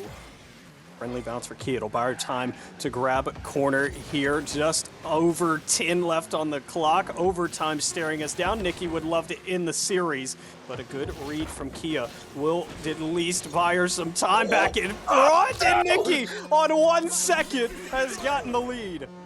Unbelievable. I didn't think it was going to happen. I thought Kia was in front of the ball enough, but that just little touch right there, the car, if it would have been a Merc hitbox, maybe would have been tall enough, but a lucky break for Nikki. This one just needs to go anywhere. That is going to be the series win for Nikki, and a correct prediction for you and me, Volt.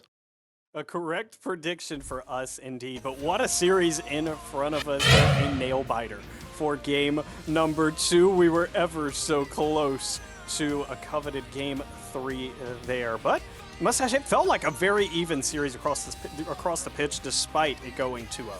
Oh yeah, you can't look at the series and look at it being 2-0 and say, oh well, this was just an easy one for Nikki. Like, this one was a hard-fought battle for both of them. I mean, it was still only a 1 goal difference between the two of them in both games. 6 goals for Nikki, 7 shots, 4 saves for herself. Again, the defense coming out strong. I believe Kia had 1 save last time. She didn't have any saves this time. Maybe that was just enough, but Nikki coming out strong. The mystery opponent coming in, taking the series win. And maybe that was just the key to victory for Nikki over Kia. Yeah, might have just been, again, the little strategic advantage. It's what I made my pick off of and how I felt that this series would go. And so, again, tip your caps to Nikki. Did a great job at keeping the secret. As, again, well, I put in a lot of work to figure it out, and I could not find any trail. So props to her and the URLC for keeping the secret. Great job by Kia to give us a fantastic, hard-fought series. And Mustache, great, again, another great tone setter for the night. All right, but now we got to bring Top Gun back in here. Top Gun, what did you think of the matchup? Obviously, you were the one predicting Kia, and it didn't quite work out. I mean, I kind of hate it here. I'm not gonna. I'm not gonna lie. I'm not gonna lie. I was cheering for her the whole time in the chat. I think it's a scam. You know, that 1 second goal, man. That 1 second goal. I was just sitting there. It was such a close series. They were all close games. I know that Nikki won 2 out of I mean, I know it didn't go the full 3. But they were such close games, man. I was cheering real hard. But you guys, for those of you that did vote for Nikki, aka not Top Gun 7, you do have the opportunity now to win a $50 Amazon gift card. So congratulations to you guys for being able to vote properly. You know, I'm typically pretty good at the predictions. I do believe that across all of our events, I am winning, so it is still safe to bet with me. However, I got it wrong this time. And those of you that got it right, you have the opportunity to win this $50 Amazon gift card that we're about to roll. So, GG's to you. Here is Dynamic D's prize winner.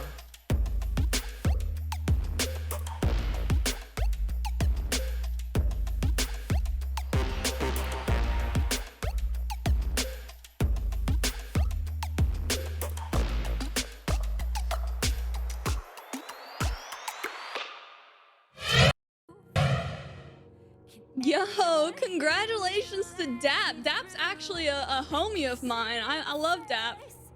So congratulations to you. In order to claim your prize, you literally just type, I believe it's !claim in the chat, and click on that link, follow that, and you'll be able to claim your prize. You guys, how does it feel to actually win a prediction? Can we talk about how close I was to winning that? I saw my name on there. I'm acknowledging that, but it does feel good. It's very rare. I feel like it's been a while, Mustache, since at least for me, that I've been in the winners category for one of these. I feel the same way. I was thinking back to URLC 1. It has been a while. We've got wins under our belt. Don't get misled by Top Gun, but you're right. It has been a while. We finally get the win. That's momentum in our favor. So guys, just start thinking like we're thinking throughout the next series. Remember, you guys can do this every single time we have a matchup. So make sure you guys are here for the prediction of the next series, which will be the GC series. But until then, I believe that is all we have. Top Gun, what do we got in store next? We do have Spyro versus Night Sky coming up here soon, and then we have Wanda Mike versus Sadly in the SSL division. Remember that the GC division is a best of 3, much like the Champ division, and that the SSL division, Wanda Mike versus Sadly, is a best of 5.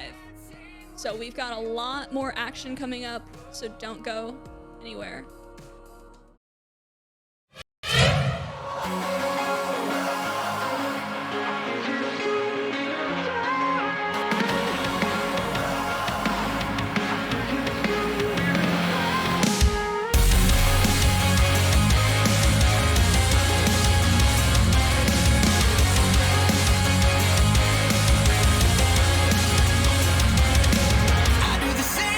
I told you that I never would. I told you I'd change, even when I knew I never could. Know that I can't find nobody else as good as you. I need you to stay, need you to stay. I get drunk, wake up, I'm wasted still. I realize the time that I wasted here. I feel like you can't feel the way I feel. I'll be fucked up if you can't be right now.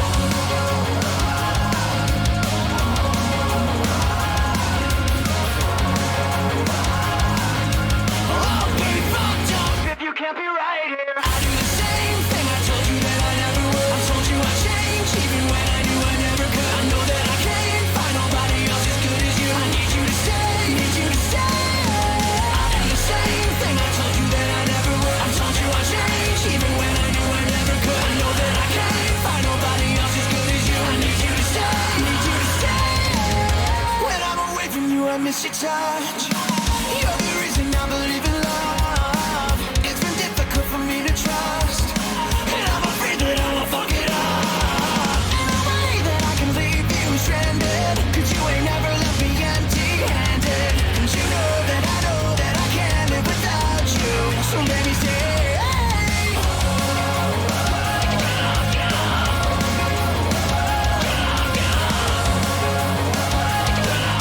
I'll be fucked up if you can't be right here. I do the same thing. I told you that I never would. I told you I'd change, even when I knew I never could. I know that I can't find nobody else as good as you. I need you to stay, need you to stay. I do the same thing. I told you that I never would. I told you I'd change, even when I knew I never could. I know that I can't find nobody else as good as you. I need you to stay, need you to stay.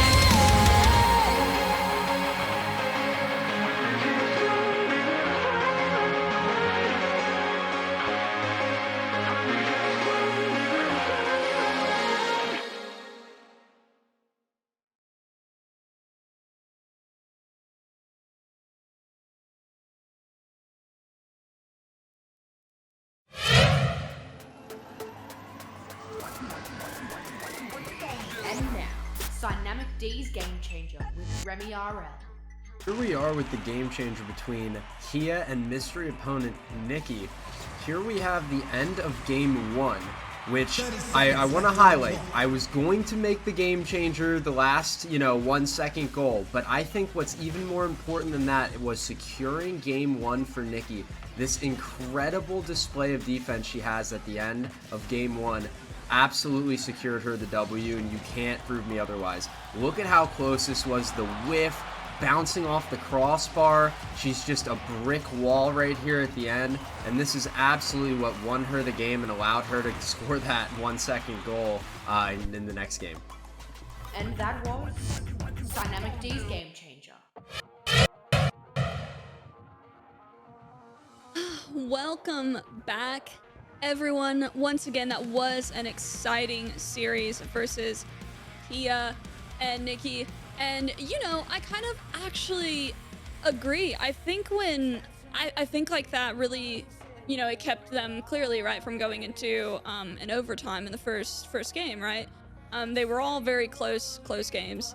And honestly, when you become a brick wall like that, I swear, I know the feeling of doing all of that and you just feel completely unstoppable. Nikki probably felt a little unstoppable going into that second game, definitely helping her out, even though, once again, it was very close. So, Mustache, thoughts?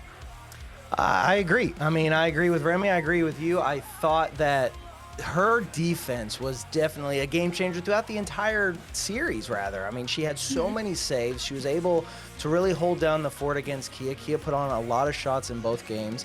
And, that final, few seconds and then just for her to be able to transition as quickly as she was able to throughout both games, I just thought it was phenomenal. Again, great showing by both Kia and Nikki, but Nikki, a well-deserved win. Congratulations to you, Volts. I mean, unbelievable showing from the two of them. You highlighted it at the end of game number 2, and I love that Remmy went with a defensive play as his game changer because you pointed out, Kia, 0 saves in game number 2, while Nikki continued to rack them up. And they say defense wins championships, and defense in Rocket League, especially in ones, frustrates your opponents. You start to set in that feeling of desperation to them that they have to go deep into their bag of tricks and maybe go for some things that they aren't comfortable trying to score. And so, again, really big fan of the defense that Nikki played. Hats off to her. Of course. And while we move on, you know, before we kind of get started on our GC division, we do have a band that we kind of use their music for every single event, and it's always a different band. And this time it is No Resolve. Volts, you're the band man. What do you gotta say? Oh, I love that we continue to use bands that I am a fan of here. We're 3 for 3 thus far on bands that I enjoy. I actually sent a picture in our URLC broadcast room today. No Resolve came up on my workout playlist before we came down to the green room and eventually to join you all for URLC 2. So big fan of No Resolve. They have some excellent covers. You got to see Stay during the last break. We have another song by them that is the theme of tonight, which is Never Back Down. That is a great song as well. So super excited to them. Very thankful that they're allowing us to use their music for this event. I mean, fantastic band. Love them so much. And you know what? I have to say one thing. I was looking over their Twitter page and stuff like that. First off, if anybody has kids or whatever, they have an epic cover of Pressure from Encanto that is phenomenal, and I love it when bands do covers of just, you know, pop songs or something that's a little bit out of the wheelhouse. So if you guys check them out, but don't forget they're actually in North Dakota today on tour. It's the start of their tour, so if you guys are North Dakota residents, make sure you go check out the show. It is not a sold out show. And then I found out that they're actually going to be in my neck of the woods on the 28th, but that one is sold out. The 6 out of their next 10 shows are sold out. That's how good this band is. You guys should check them out if you can. I'm so excited we get to hear their music throughout tonight. Of course, wonderful band as always. Like I said, we do get a new one for every single event. However, we do have more action tonight. Spyro versus Night Sky. We will be getting those viewer predictions underway very, very soon. It is the GC division for the night, and then after that we do have the SSL division.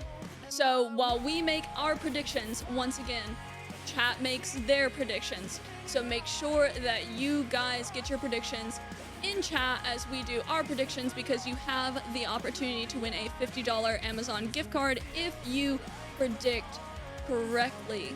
So chat, let's get your predictions and our predictions underway.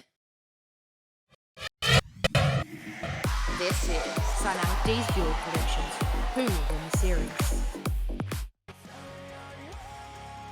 Make sure that you follow the hashtags up above for your prediction. I'm gonna go ahead and toss it to Volts. Volts, who are you thinking, man? What's going on in your head? This is so tough because you have to put feelings aside when it comes to $50 Amazon gift cards and my record here. My record means more than anything to me. I'm friends with Night Sky. Night Sky is a fantastic human being. He's a great person in this community, and it's going to be tough for me to say this, but I'm going with Spyro.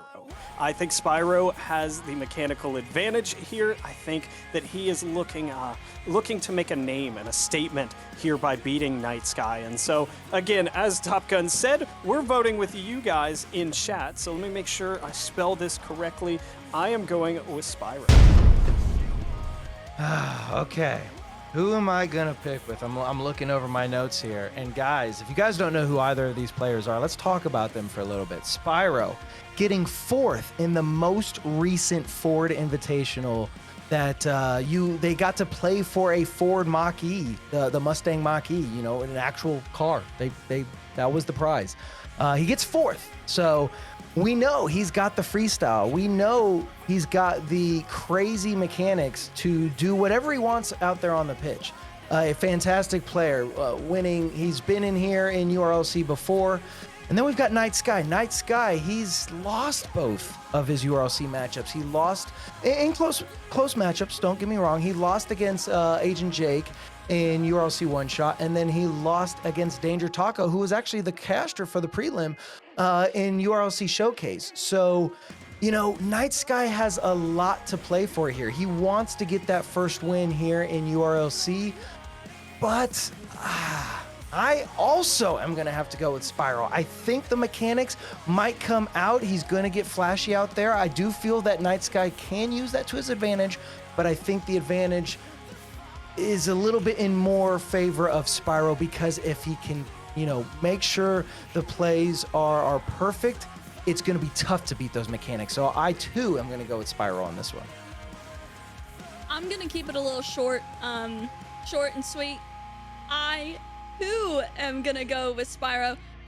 Listen, I don't even have any particular reason, but I've heard you guys talk about him, and now I'm afraid to go with Night Sky. And this is one of the few times that we will all win together or lose together. Welcome to as the dark a side. broadcast team. As a broadcast team, you know, this is one of the few times. I think it may have even only happened like once before. I don't think we hardly ever all go. So here's an introduction to these fantastic players, Spyro and Night Sky. I mean, just look at Spyro right here. These plays, these are him.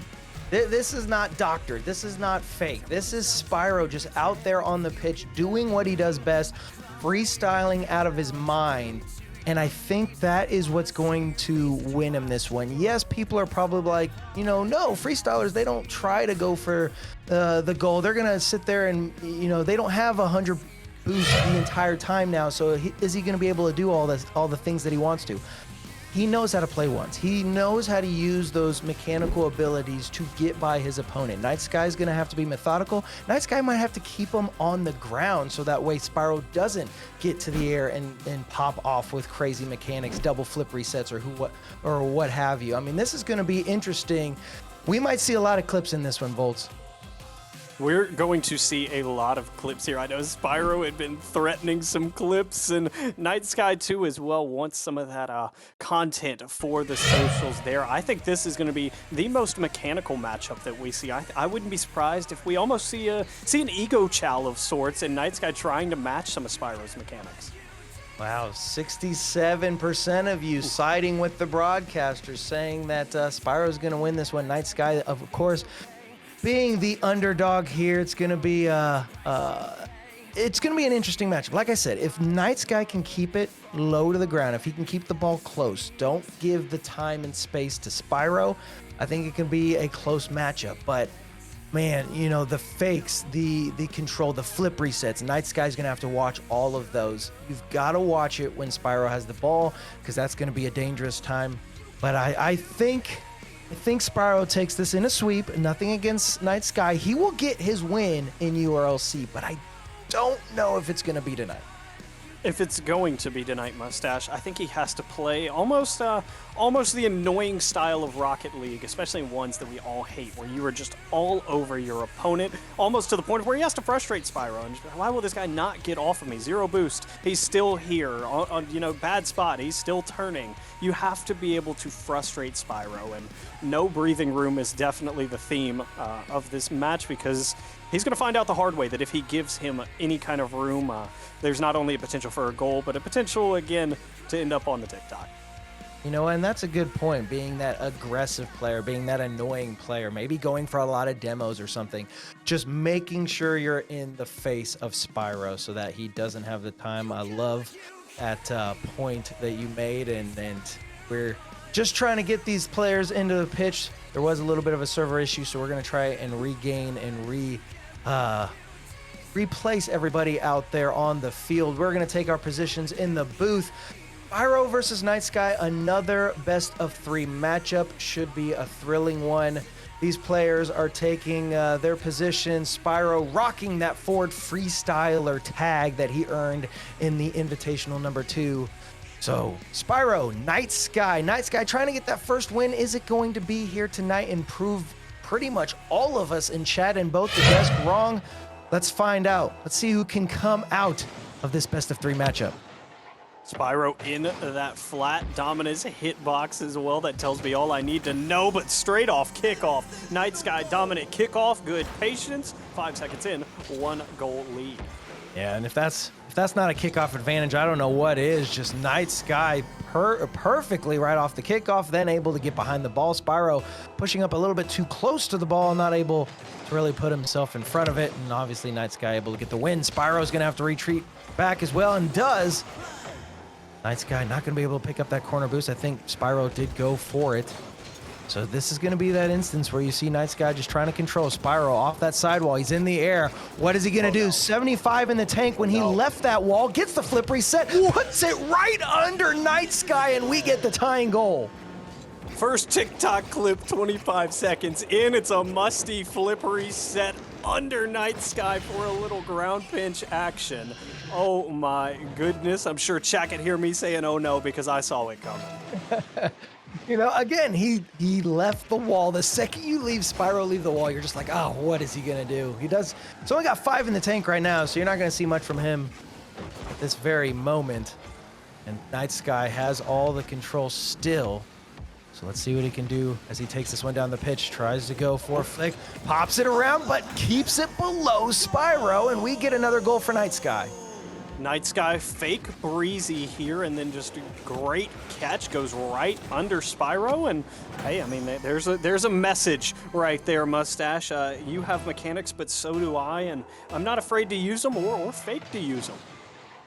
I tell you what, both players have really tried to predict the pinch. You know, typically when you can get your nose right underneath the ball, it almost pop the ball up rather than keeping the ball low to the ground. So the players are predicting that pop up, and every single time we've seen it, it actually has stayed low to the ground. So are the players going to be able to keep that going, or are we going to finally see that pop up that everybody's expecting? Night Sky's going to take this over to his own corner, regain with some boost. Going to get a second touch, but Spyro on the ground. He's going to have the time to try to turn. He's only going to come off the wall with 32, and rightfully gets the flick. Those Dominus are dangerous, and now we get the tying goal. Night Sky early challenge, Mustache. I've noticed a couple times already he's turned with 0 boost or just stayed when he has nothing, trying to give Spyro no space to work with, but all equal is almost a minute and a half gone by here in game number 1 of our second series of the night. Spyro off kickoff, good catch, tried to bait him low, and it doesn't quite work. No mid to be found, just 32 to work with. Spyro has Night Sky a little bit awkward, but can only hand it away to him. Great patience from Night Sky. That's how you're going to have to win the defensive battle, trying to fake. Spyro couldn't quite do it. Air roll shot will not have enough behind it. Night Sky will avoid conceding for now. That was a lucky break for Night Sky, but another flick coming. Oh, the bait and switch, rather, as that one was close. But again, Night Sky playing some great defensive plays. Does get the flip reset. Spyro, does he get another one? Goes for the musty. What a save. That was a fantastic save indeed. Night Sky holding down the fort against dangerous plays from Spyro. We're going to see yet another one. Spyro getting it around. I've noticed a lot of drifting from Spyro.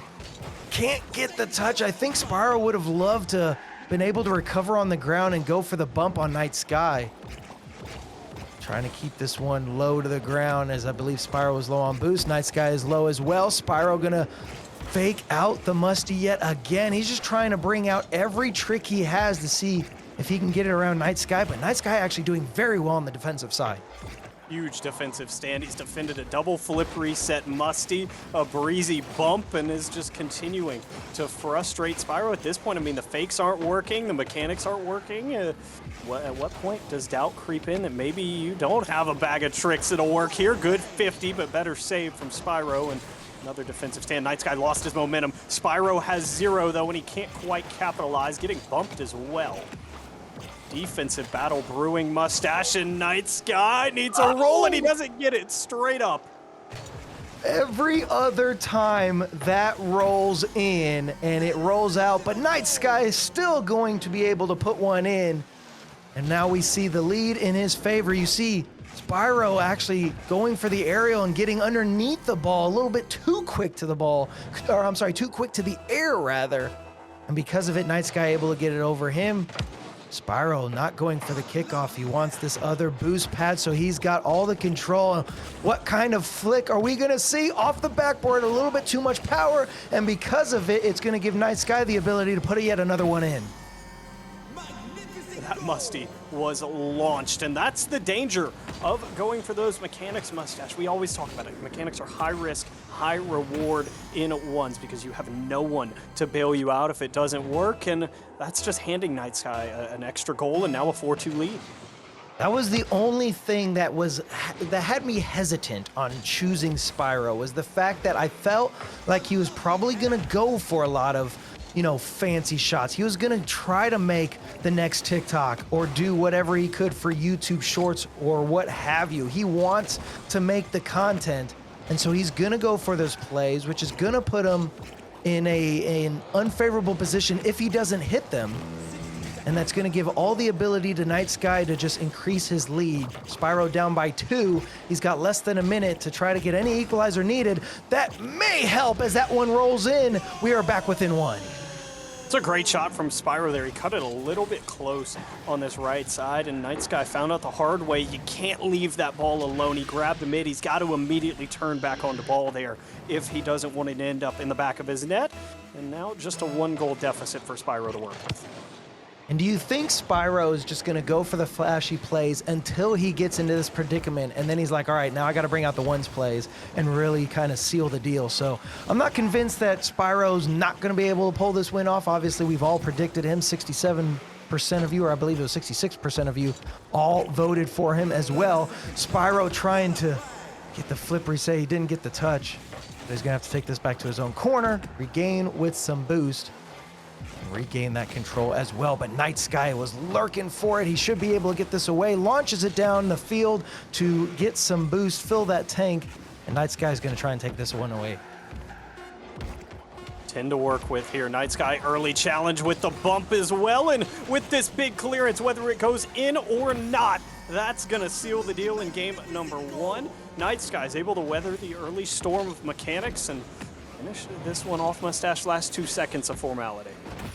Night Sky has been so close to this ball. He's been a defensive powerhouse, and then he also has the mechanics to get them by Spyro as well. So the trifecta to give him this first game win in this best-of-3 series. Night Sky looking very good out there on the pitch. Spyro doing what he does best, but he might have to watch how many mechanical plays he goes for to make sure that he can at least keep the game in his favor. Definitely needs to adjust the kickoff as well, Mustache. 71% in favor of Night Sky, and in ones, that is a losing recipe if you're losing that many balls off kickoff.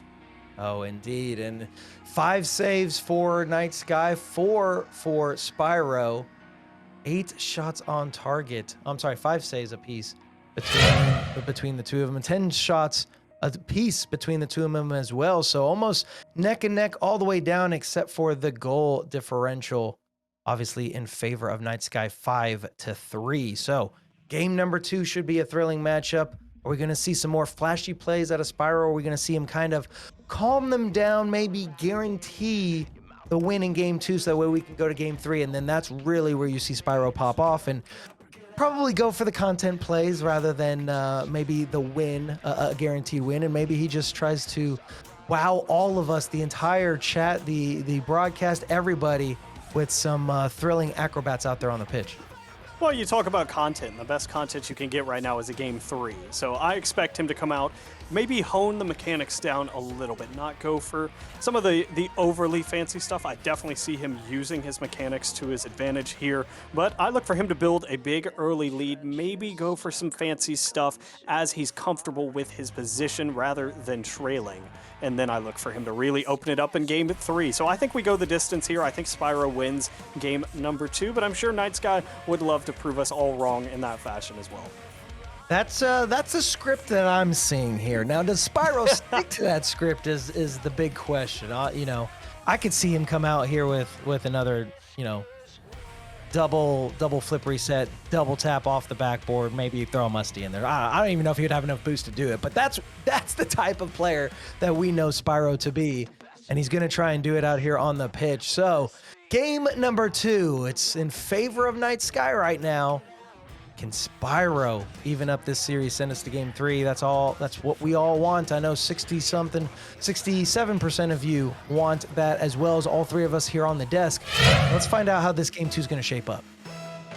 Here we go again, and we said the key, or at least I picked one of the keys for Spyro, was winning the kickoffs, and that one not even close. Night Sky back to his old antics of dominating the kickoffs, and Dominus Flick will get the early goal for Spyro. Love this from him.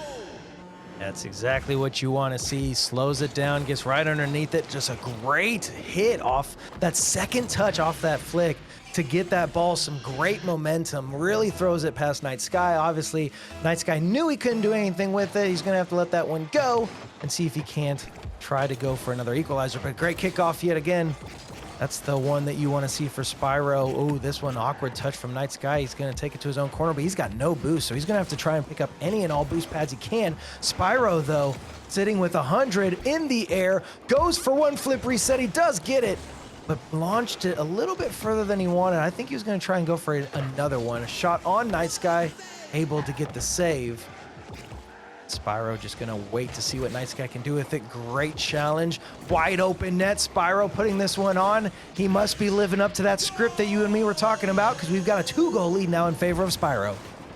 Love the patience from him there. He just lets Night Sky knock it off his Dominus and immediately turns around and takes advantage of the open net. So brilliant look from him.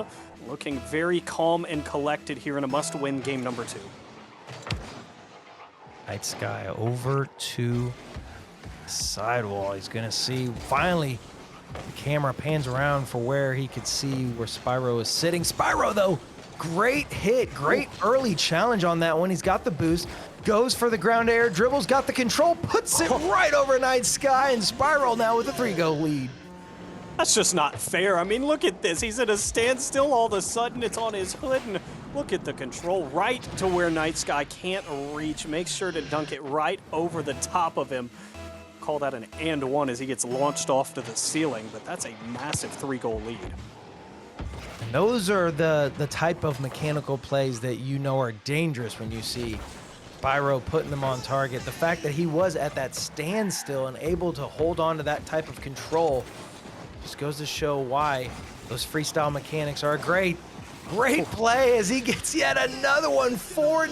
Spyro was just playing with his food last game, but now he's trying to seal the deal, and maybe we will, towards the second half of this game, start to see those flashy plays that we're expecting from him. That's a great 45 flick as well. He got a lot behind that one. The trust he has there to, you know, most normal people, Mustache, you and I are just walking that one in not to chance it. Instead, he's just seeing how hard he can flick it into the back of the net. That's exactly right. I'm not attempting anywhere a tenth of what Spyro's doing out here. I'm just trying to make sure I don't miss the wide open net that I would have been given. Spyro, though, going to pick up the corner boost. Night Sky going to go for the early challenge. Just try to play keep away. And I do like that tactic from Night Sky, but flip reset, Musty right there. Tries to go for the second touch right there at the end. Night Sky is going to be able to put this one in, so we expect this from Spyro. He was trying to go for some flashy plays, good defensive play, and Night Sky's going to be able to decrease that lead. And so Spyro, he's just going to have to see how many times he can do that before that lead is a little bit too close for comfort. I would say that's what we expected was, again, a big lead here in game number 2, and then we might see him attempt some of these fancier shots, but Mustache, I think he lets it get within 2, and then I think we see him return to his regular play. Because again, it's ones, 2 kickoff goals, and you know your 2-goal lead is a race, so you have to be careful. Night Sky went for the 45 flick, great recovery out to at least slow down Spyro, and this will not result in a counter-attack goal, but a good boost starve instead. Night Sky working on low boost, can't find the touch, and that's going to leave Spyro with an opportunity, just can't quite gather it. Lead will remain at 3 for now. He wanted to get on the side of that ball and get that nice little pop-up because he kind of put it off to the side of the goal a little bit further than he wanted to. He's going to have this one, nice little doink to make sure it's got some speed. I've noticed whenever Spyro is without boost, he still gets a remarkable amount of power on his touches, and just little things like that right there. He didn't have the boost. He's not going to be able to propel it. So what does he do? He gets the doink, and that just propels that ball all the way to the back of the net. And there was another time where I saw him just get those flicks. He didn't have any boost, goes for the flick and just launches it halfway across the field. So don't think that if you don't have any boost, you can't put a shot on target. Ooh, like, nice play from Night Sky there. What a 50 from Night Sky. You can tell this was his plan all along. Big Poppy knows Spyro's going to challenge, and look at him adjust himself to where he gets around the ball there, creates that angle, and the only place that one's going is straight into the back of the net. So now we've got a 3-goal lead in favor of Spyro, just approaching the 2-minute mark here in game number 2. Remember, Spyro needing to win this game if we want to see this go to game 3. This is a best of 3, but now we're only a 2-goal lead. Great bump from Night Sky. Love this from him. It's nothing fancy, just simply that air dribble bump. He is able to just launch Spyro there. A little bit awkward on the angle that he challenged at, a little bit too forward there, and that will yield yet another goal. So 2 quick ones from Night Sky and a kickoff in his favor as well. Spyro can't reach it, but Night Sky can't put it in, and that will not be the 3rd in a row. Night Sky wants that 3rd, and he is going to be able to get one. Now a 1-goal lead with 1:40 left in regulation. I don't think Spyro expected that touch. Night Sky putting it on. Spyro with no boost. Just out of his reach, too. He tried to pre-flip to get there, and now that 4-goal lead down to just a 1 in the blink of an eye. It's why I love ones and why we say it's never over, even when the clock looks low. We're going to elect to drag this one all the way back to his own end, grab some possession. Errant pop, but a good catch nonetheless. Tried to dribble past Night Sky, got just enough of it. Spyro attempting to dominate the possession. He left this one a little bit too much, and Night Sky did get one good touch to it. Baited him out with the fake. Now back to the right wall. Cooks or pinch attempt will not come through. But again, Spyro fully on the possession mustache. He is not letting Night Sky get more than 1 touch in a row. Well, and you notice that Night Sky's been that bully. He has been that annoying player, and Spyro in an awkward position. He doesn't have a lot of boost either, with just under a minute left in regulation. He's only up by 1 goal. He's finally going to be able to pick up a full tank of gas and finally able to get this one at least out of his own half. Spyro not going to go for that one. He doesn't want a challenge to go awry. 40 seconds left. Night Sky having it off the sidewall. Spyro just has to hold on to the possession. Night Sky wanted the demo. Spyro, can he put this on target? I believe he will, to hopefully guarantee the win, but under 30 seconds, I still think there's time. That was a gamble and a half, Mustache. He went for the demo that would have cleared the net. He doesn't get it, and then he also didn't get that corner that he went for there. So 0 boost to make a recovery with. It was a high risk, high reward situation, and it doesn't pay out. So just 25 on the clock, 2-goal lead for Spyro, and 1 big clearance should seal the deal. We head back down to this orange corner. Mustache looking good for Spyro and looking good for us, because that means we get a game number 3. Oh, that's exactly what I want to see out of these two. I would love for this to go to the distance, and I believe we will get it. Good save right there on the goal line. That's going to be it, ladies and gentlemen. We are going to get 1 more game out of this. Oh, and 1 more thrilling goal for the end of game number 2. Spyro tying up this series. Boy, I'm excited to see how this game 3 is going to shape up. I'm interested to see which Spyro we get for game number 3, Mustache, because you alluded to it here. There was the potential that we see the game 1 Spyro that looks for the wild mechanical plays, or, the game 2 Spyro that we see who waits till he has a lead. But, I mean, he found out very quickly that 3-4 goal leads can be erased within a matter of seconds. Yeah, there's nothing guaranteed in ones until you get to those final 0 seconds. So You've got to watch it. And Spyro did it perfectly here in game number 2. You're right, he gets the 4-goal lead by the time we started to see Night Sky put any in the back of the net. And he started to creep up. The comeback was real, as we all see in Rocket League from time to time. But Spyro able to hold down the fort, give us a game 3. And now Night Sky trying to go for his first win in an URLC event. And Spyro just trying to go for the clips. He's just trying to go for the clips. He's got, 2 wins under his belt, or at least 1 win under his belt here in URLC. He might get a next one, but Night Sky, he's wanting that first win. Plus, he's wanting to prove us all wrong. A lot of chat voted against him. The entire caster's desk did as well. But we have questions, they have answers. Down to the pitch for the last game of this series. 5 on the clock. Let's do it. Spyro, Night Sky, who is going to come out with the win here? Spyro with a full tank. He knows Night Sky has nothing. He's got 1 flip reset. He's got 2 flip reset. He's got the musty, but not able to put it past Night Sky. So he's starting off early with the mechanical plays. He's going to be able to get this control, taking it from his own corner. I thought he was going to pull, the forward freestyle tactic and go from all the way from his side of the pitch to the other. Night Sky, though, just trying to keep the ball close so Spyro doesn't have that kind of time. Immediately grabs mid and heads straight towards him, and that's a good pop from Spyro. Beautiful catch and a 1-goal lead as a reward. Spyro just beating Night Sky to that touch, and you're right, just perfectly falls in front of Spyro. Wide open net. You can't ask for anything more. 45 seconds into this game.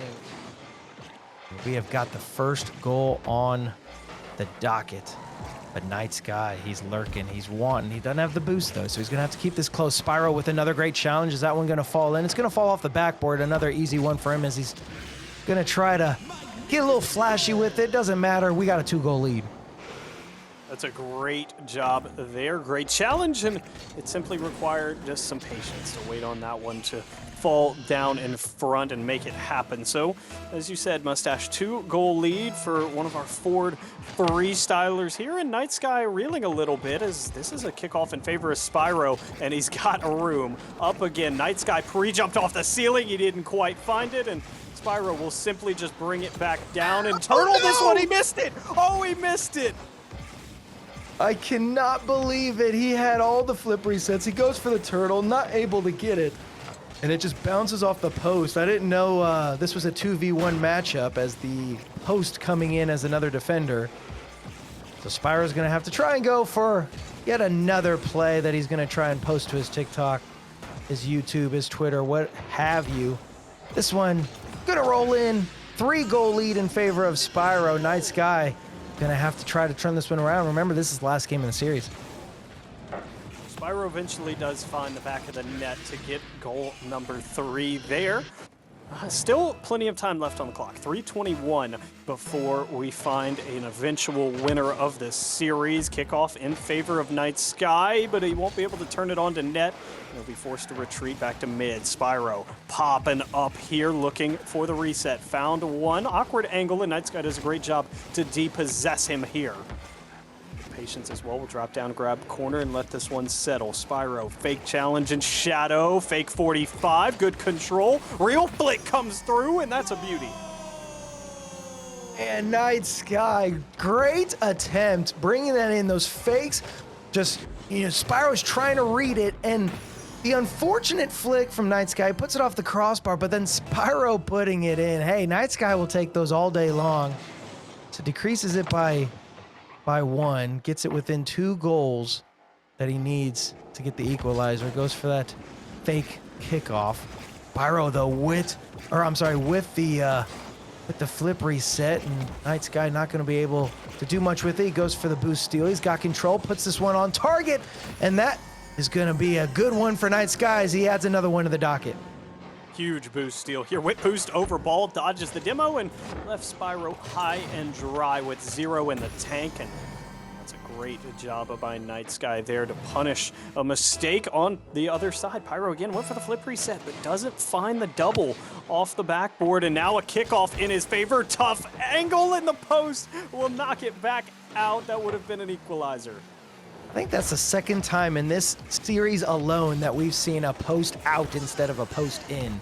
Granted, that one was a little bit more post than most, but I definitely feel like the posts and crossbar are working a little overtime, turning this ones game into a team sport, as Night Sky's going to try and put this one off to the corner and get the clear. Spyro actually has control, gets the flip. Spyro not going to be able to go for the bump, but he is going to go for the boost steal. Good boost steal from him, as Night Sky's only got 4 in the tank. Spyro putting a shot on. It's going to bounce. Spyro, a shot attempt. Night Sky, a little awkward half flip, but it's going to work, and Spyro with another boost steal. Another boost steal, faked the 180 flick and tried to put it under. Great stand there from Night Sky, and he's rewarded with a clearance back out to mid. It won't net him any possession, but it buys him some breathing room. Still trails by 1. Spyro air dribble, control back down, played away by Night Sky. He's looking to really settle in. He's done a good job of weathering some mechanics here. Can he find the back of the net? Doesn't have enough in the tank. His pre-flip will play this one into the blue corner one more time. Night Sky, though, still has the possession. He's going to take a little bit wider, trying to get it over, and he does. Puts it on target. We get the equalizer with 1:12 left. Everything you could ask for in a game number 3. Some fantastic saves, some great shots, and we're tied just above the 1 minute remaining mark. So as this one ends up planted in the back of the net. 3-3, minute 12 left. We apologize, our scoreboard is a little bit behind as far as time goes. So we're at 1:06 here. If you're keeping tabs at home, Night Sky off the side of the wall will be depossessed by Spyro, and with mid there, here we go one more time. Spyro, passive play, hop to the backboard, will be seen to the side by Night Sky, and he'll rush back down. Didn't find corner, and Spyro will take advantage of the no momentum and no boost from Night Sky. Yeah, that's just a good read, and Night Sky, you're right, he couldn't fall down. Wasn't anywhere near it, and Spyro just putting that on that far side of the net. Perfect placement to give him that lead. Now 50 seconds left on the clock. Night Sky trailing here in this game, coming out with the kickoff. He's got 9 in the tank. Is it going to be enough? He goes for 1 penny. Not going to be able to get it around Spyro, and Spyro just elects to launch at the bump. Another bump on Spyro to just knock him off his course is going to give Night Sky the ability to regain possession of this ball. He can't see Spyro. I'm noticing from his camera view that it's kind of tough for Night Sky to see Spyro when he's trying to balance the ball for any type of dribble or flick or anything. Sometimes those camera views, though they might help in the air, can kind of be a detriment when you're on the ground. The flick, rather, off the crossbar. Athena would be proud. Night Sky not going to be able to go. Spyro sending this one down, and that is going to be the nail in the coffin. 1 second left. Spyro with a 2-goal lead, and I believe that will do it. Mustache, that will indeed do it, and Athena would certainly be proud of that one there. But it's how it ends, this kickoff formality in itself. Spyro will take the win in game number 3. And that is a huge win for him. GG's to both competitors that just played, and what a fantastic series, Mustache. Oh, indeed, and you kind of expected it out of these two. You know, Night Sky doing everything he could. He played phenomenally. Spyro, of course, coming out with those flicks and musties and double taps and flip resets and everything you'd expect from a freestyler. But to give us the 3 games is a perfect way to have this series play out, and a thrilling matchup between these two. Night Sky played phenomenally. He's just going to have to chase that win in URLC yet again. He's still going after that first one, though. Spyro, good showing from him. The mechanics working out. He's able to come out with that series win, and a big GG's to him. Yeah, we got a little bit of everything from that series, Mustache. The mechanics, the defense, the nail biters, an all-around complete series, and a fantastic number 2 and a great showcase of the GC division that we have here in the URLC. But we've given our thoughts. We're going to have to turn it over to Top Gun to hear what she thinks. You know, I mean, one, I'm glad that it went the full 3 games. I know we don't see that like super often here.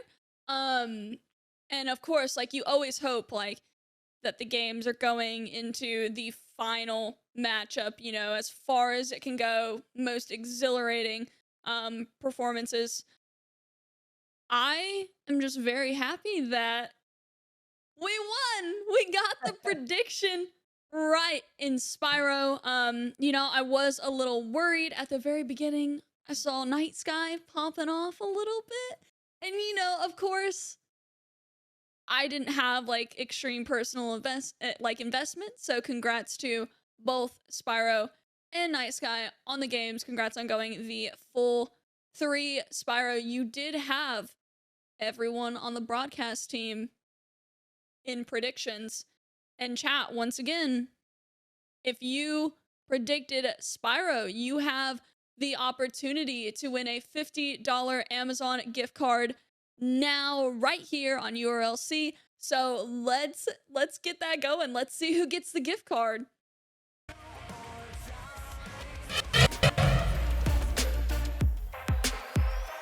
Here is Dynamic D's prize winner.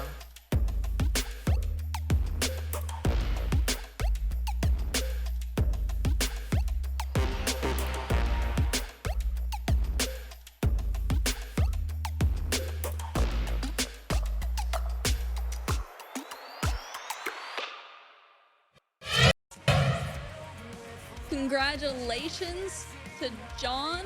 Listen, everyone calls me TG, and I see TG in your name. Just saying, just letting you know. Congratulations. Do exclamation point claim in the chat in order to get your prize booth. You guys, we all got it right. We all did it. We did it. We made it. I'm glad. Hey, you all can see the predictions under our name when we go into viewer predictions. You can see how our records are playing out for me, Top Gun, and Volts. Me and Volts, we're lagging a little bit behind from Top Gun. So that's right. When we get wins like these, we take them. We gotta have these predictions. Even though she predicted with us, we all are winners in this one, much like the 67% of you. But big win out there for John for winning the $50 Amazon gift card. Make sure you hit that exclamation point claim in chat so that you can claim your Amazon gift card. But yeah, just a good win out of Spyro. I mean, Volts, just a thrilling matchup to be a part of. Thrilling matchup. I love that you and I and all of us, even Top Gun, get to see this from a front row perspective. I mean, we're in the lobby with the players. We are down on the pitch in the booth, just enjoying these matchups. It's fun to watch, fun to broadcast there. And again, I say this after every series, but every series tonight has been fantastic. Hats off to them for putting on such a great show. Of course, GG's to both contestants involved. We do have the SSL division up next. It is Wanda Mike versus Sadly. Surely going to be a fantastic matchup. It is going to be a best of 5. It's going to be a really good game. We'll be right back.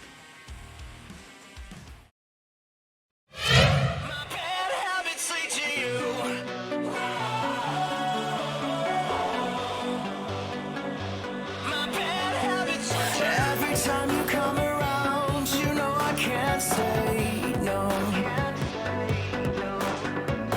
Every time the sun goes down, I let you take control. I can feel a paradise.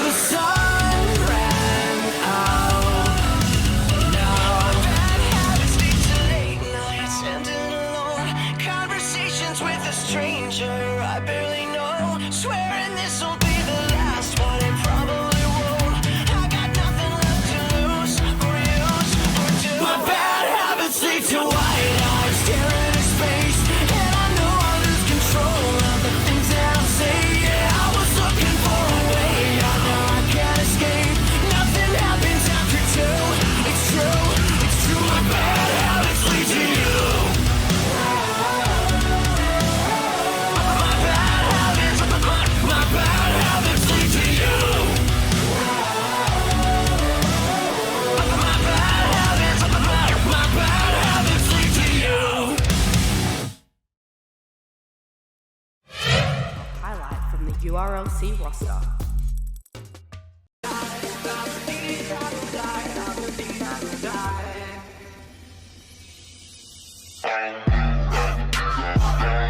What the f?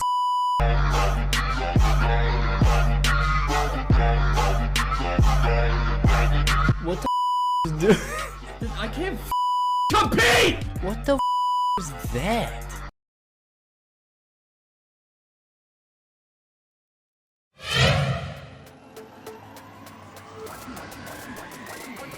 And now, Dynamic D's Game Changer with Remmy RL. What is up, everyone? I am here with the game-changing moment, and this match between Spyro and Night Sky was extremely mechanical. Spyro had Night Sky on the ropes the entire match. As you can see, he's just diving off of the ceiling, just terrified. Spyro got a little cocky here, causing himself to just lose a free goal, and it almost came back to bite him in the butt. But what really was the game changer here was how much pressure was put on Night Sky. He actually just gave this ball away for completely free. He has the mechanics to take the touch here. He passes it away, and then it gets capitalized on by Spyro. Calls it. Dynamic D's Game Changer.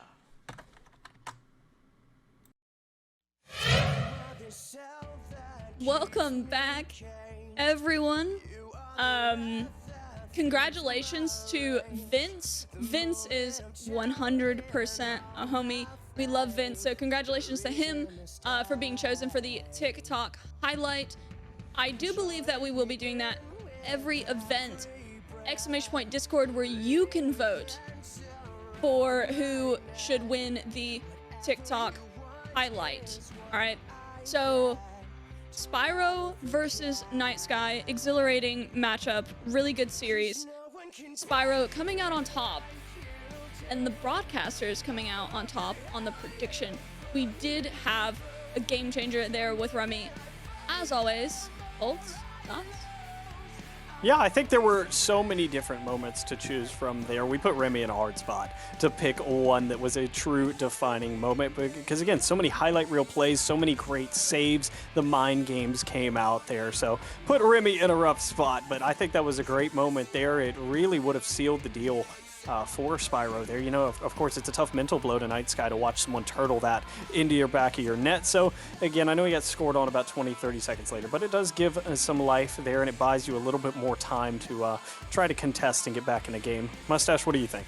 Oh, I agree. I mean, it was a tough matchup for Night Sky to go up against somebody so mechanically inclined like Spyro, and you see all these different attempts, but I thought Night Sky did play perfectly for what he could. I mean, what you're going up against, he played such great defense to go up against so many. I mean, a lot of those goals could have been clippable goals for TikTok, YouTube, what have you. And so Night Sky doing what he needed to out there on the pitch.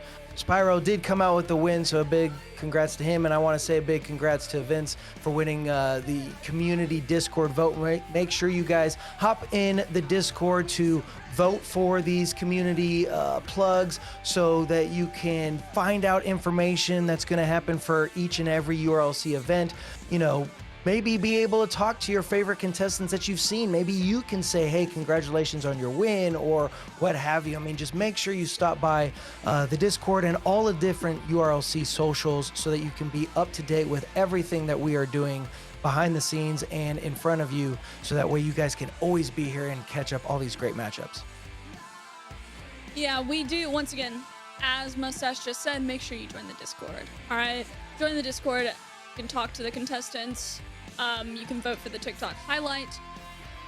Up next, though, we do have the main event. Wanda Mike versus, sadly, it is the SSL division, and it is a best of 5.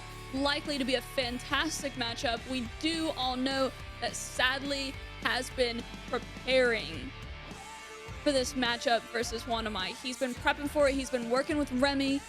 He has been really focusing on this matchup with Wanda Mike, and we do have a little bit of a video to show you guys, a little bit of hype. So let's get that going.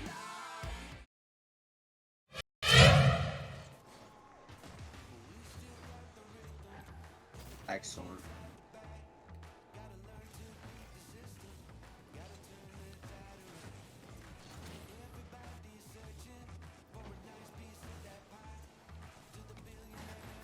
Taking one out of Wanda Mike's book, huh? Yeah. He's awesome to work with. Me and Sadly have been friends on Rocket for a while. We both came from Xbox. He does a lot of coaching as well. So with me and Sadly, it's like bouncing back coaching ideas more or less. With Barney, he wasn't SSL in ones. So we were trying to like get to that level. But with Sadly, it's like we're at that level. Now how do we counter like someone who's really good at that level, right? Dude, if he goes for stuff like that, you're gonna destroy him. It's really nice to be able to get out of my comfort zone and play something that I've never really done before. Like I've never been a ones player, but I have had the skill to compete in that. I think I really just have to force him into wasting boost. I will just have to kind of force him into the air. He does love the air a lot, so I just have to kind of make sure I have good defense and get good touches to where I can capitalize on it. Because if I defend an air dribble, the chances of me scoring are pretty high. I'm smelling an air dribble bump, to be honest. You called it. I don't think that there is any other way to get used, or just to like get more used to seeing like air dribbles besides like I guess twos, but like defending air dribbles and air dribble bumps and stuff like that Wanda Mike might do, because training packs don't work for that type of thing, right? Yeah. The only way to do it is ones or twos. Air dribble bump. So yeah, that's fake. Out of all the 4 goals that he got scored on so far, 3 of them were fakes. From what I've seen, he doesn't play too much defense. I think I could starve him out enough to get some solid shots on net that he can't save.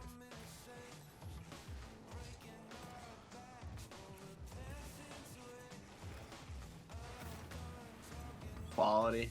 How many Wanda Mike replays have you watched so far? I'm going to say like 7. My key takeaways from his playstyle from watching those videos would be that he, once again, always on the ball, tries to make sure he has 100 boost at all times so that he can go for his fancy plays. His offense is super high pressure, just going for flip resets, going for double touches, you name it. Any of the fancy plays he's going for. So to counter that, me and Sadly came up with the fact that if Sadly can defend an air dribble or anything, Wanda Mike leaves himself wide open all the time. I think the way I play and the way I can handle the way his playstyle is, I think I do have a pretty high chance of winning if I do play well. Maybe Wanda Mike might switch up his playstyle if he sees me talking about it like this, but you know, he might just be so into that playstyle. I don't think he knows how to switch. I'm thinking Sadly takes at least 1 off him. Welcome back, everybody. As you saw, Sadly has been prepping really hard for his match versus Wanda Mike. Once again, it is a best of 5. It is the SSL division, and like every other series, you do get a chance to win a $50 Amazon gift card if you get the proper prediction. While we predict, chat predicts, we all predict together. All right. So, Mustache, what do you think? What do you think about the video, though? What do you think about his prep? You know what? I think we saw this last time in URLC 1 where we saw Barney get coached by Ranny, and I thought it helped. I thought it worked out against Ranny, and it definitely gave Barney the extra, you know, skill to try to go up somebody that was so much higher than him. I mean, it wasn't a balanced matchup, that matchup, but it helped Barney, you know, overcome certain obstacles that Ranny put up. Now, granted, Ranny did come out with the win, but this matchup is a little bit more evenly matched up. Both players are really more 2s and 3s players. Obviously, we all know who Wanda Mike is. He's got a stellar career, currently sitting on Ducks on Quack with Alpha Kep and Omar. They literally just came out of the Pittsburgh Knights Arena monthly event that's going on right now. I believe today was day 1. I watched some of the early matchups. Wonder Mike looking solid, but again, that's a 3v3 matchup. That's not 1v1. If Wonder Mike makes a mistake, he's always got Alpha Kep or Omar to kind of bail him out. Now he's got to make sure that he's on point here, and it's the same thing with Sadly. So it's going to be an interesting matchup. I think the coaching from Remmy is going to help out, and it's going to have to, because, you know, Volts, Wonder Mike has a great career behind him. Sadly's been there as well, trying to do 2v2 and 3v3 as well. I mean, these two, this is an even matchup, and I think the coaching could help him just eke a little bit higher than Wonder Mike. What do you think, Volts? Wanda Mike's already been on the grind today, of course, competing competitively in that 3v3 atmosphere. So we you know, you have to see how weathered is he? How much did earlier today affect him? And, you know, I think it's a true test to our coach Remmy here. He's 0 for 1 right now. Randy did take down Barney here. Does he go 0 for 2 tonight, or does he go 1 for 1? That's the question that we'll have to answer in a best of 5 Top Gun. And I believe it's time for at least me and Mustache to attempt to be perfect tonight. I think it is as well. Once again, we vote, the chat votes. All right, so make sure you guys get your votes in the chat, all right, to be able to win this $50 Amazon gift card if you predict correctly. All right, let's get these viewers rolling. This is Sanam's viewer predictions. Who will win the series? You know, clearly I meant viewer predictions, but it is all fine. As you can see, above us, above all 3 of us, you can get your votes in. You use the hashtags, yeah, wherever it is, it's somewhere up there between Wanda Mike and Sadly. Make sure you use the hashtags on the screen in order to get your predictions in. We're gonna start with Volts. You know, I actually pointed, and I thought I was pointing at Mustache, but then I saw I was pointing at Volts, like, you know, the reflection, but Volts, well, we'll just go with that. Volts, get us started. Close enough. Oh, this is a tough one here, but I'm going to stick with my gut here. Coming into today, I had a player in mind, and I'm not going to second guess myself. We've seen his career. We know what he's capable of. I'm going with Wanda Mike here. I think the veteran experience competing against some of the best that NA has to offer on a pretty regular basis is going to be enough to propel him. I know this isn't his main game mode, but I'm going to go ahead and put it in. I'm going with Wanda. Hey, you know what? I gotta agree with you. I'm already gonna lock mine in. Wanda, it's gonna be him. Again, his career has been phenomenal. He literally just got done playing in that Pittsburgh Knights arena matchup. You can't go against him. Statistically, you have to go with Wanda Mike. Yes, I know Remmy has been coaching him, and I know he's in the background listening to as I say that, but Remmy, I don't know if you're going to get the coaching win after this one. I think it's going to be Wanda Mike, and I feel like you almost have to. He's going to be the behemoth of this matchup, and it's going to be Sadly as the underdog. Top Gun, though, are you going to side with us, or are you going to side against us? I am actually going to side with you again, 2 times in one night. Essentially unheard of for us. You know, that never happens, as you both know. So once again, we all win together, or we all lose together. Is it gonna be major caster curse for Wanda Mike? Well, plus TG curse, you know? You know, I saw people saying that last time. They thought I was gonna curse Spyro, even though we all voted for him. You know, catching strays over here, catching the blame. But I think it's gonna be a fantastic matchup with Remy's coaching. Of course, Sadly, I believe, is the underdog in this situation, and we all love a good underdog story. But sometimes you gotta go with the big dog. Sometimes you just have to. I don't think you have to go with the underdog every time. So I am going with Wanda Mike, and we do have an introduction for you for both players, as always.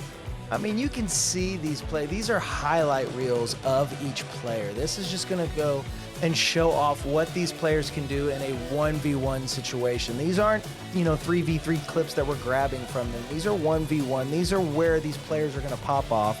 And yeah, maybe some of them are a little bit more flashy to kind of hype up the gameplay, but still, Wonder Mike has that stellar career behind his name, and nothing against Sally. We know he's been on teams before as well, but I do feel like just the fact that Wonder Mike has been able to come out of the event from earlier, maybe he's feeling good, he's vibing out there, and he's just going to come in with just a good showing here in this matchup. Remember, Volts, it's a best of 5. Do you think it's going to be a clean sweep? Do you think Sally takes a game off? How do you think this is going to go? I think game number 1 truly tells the story of what we're about to witness here. Again, it's a long series in a best of 5. Not only are best of 5s, a little bit longer than your standard best of 3s, but it's ones. I mean, it's going to take ample amount of time to get through this if we do go the distance or even just go 4. So I think setting the tone in game number 1, I think it'll be a really good tell for us if Sadly can keep up with Wanda Mike here, or if Mike is going to start to pull away from Sadly early and really just kind of set the tone that there's 2 different levels to this and he's on another one. 71% of you voted with the desk, throwing out the RLCS career of Wonder Mike, as probably most of you are coming in as fans of him when he was on the United and such like that. But he's currently sitting on Ducks a Quack again with Omar and Alpha Kep. They did pretty well from what I saw earlier on in the night's event. I wasn't able to watch all of it as I've been here with the lovely fans that we have, and now we've got Wonder Mike versus Sally. I was able to meet Sally out in LA. Didn't get to talk with him too much, but I just said, hey, good luck in your matchup against Wonder Mike. I'm so excited, and now here we are. Wonder Mike versus Sally, game 1 of a best of 5, and Sally rocking out that Mustang Mach 1, or Mach E rather. Wanda trying to put it on Sally, though, taking it to the sidewall, does get the touch, but Wonder Mike able to get a great challenge, and he's going to have control off the sidewall.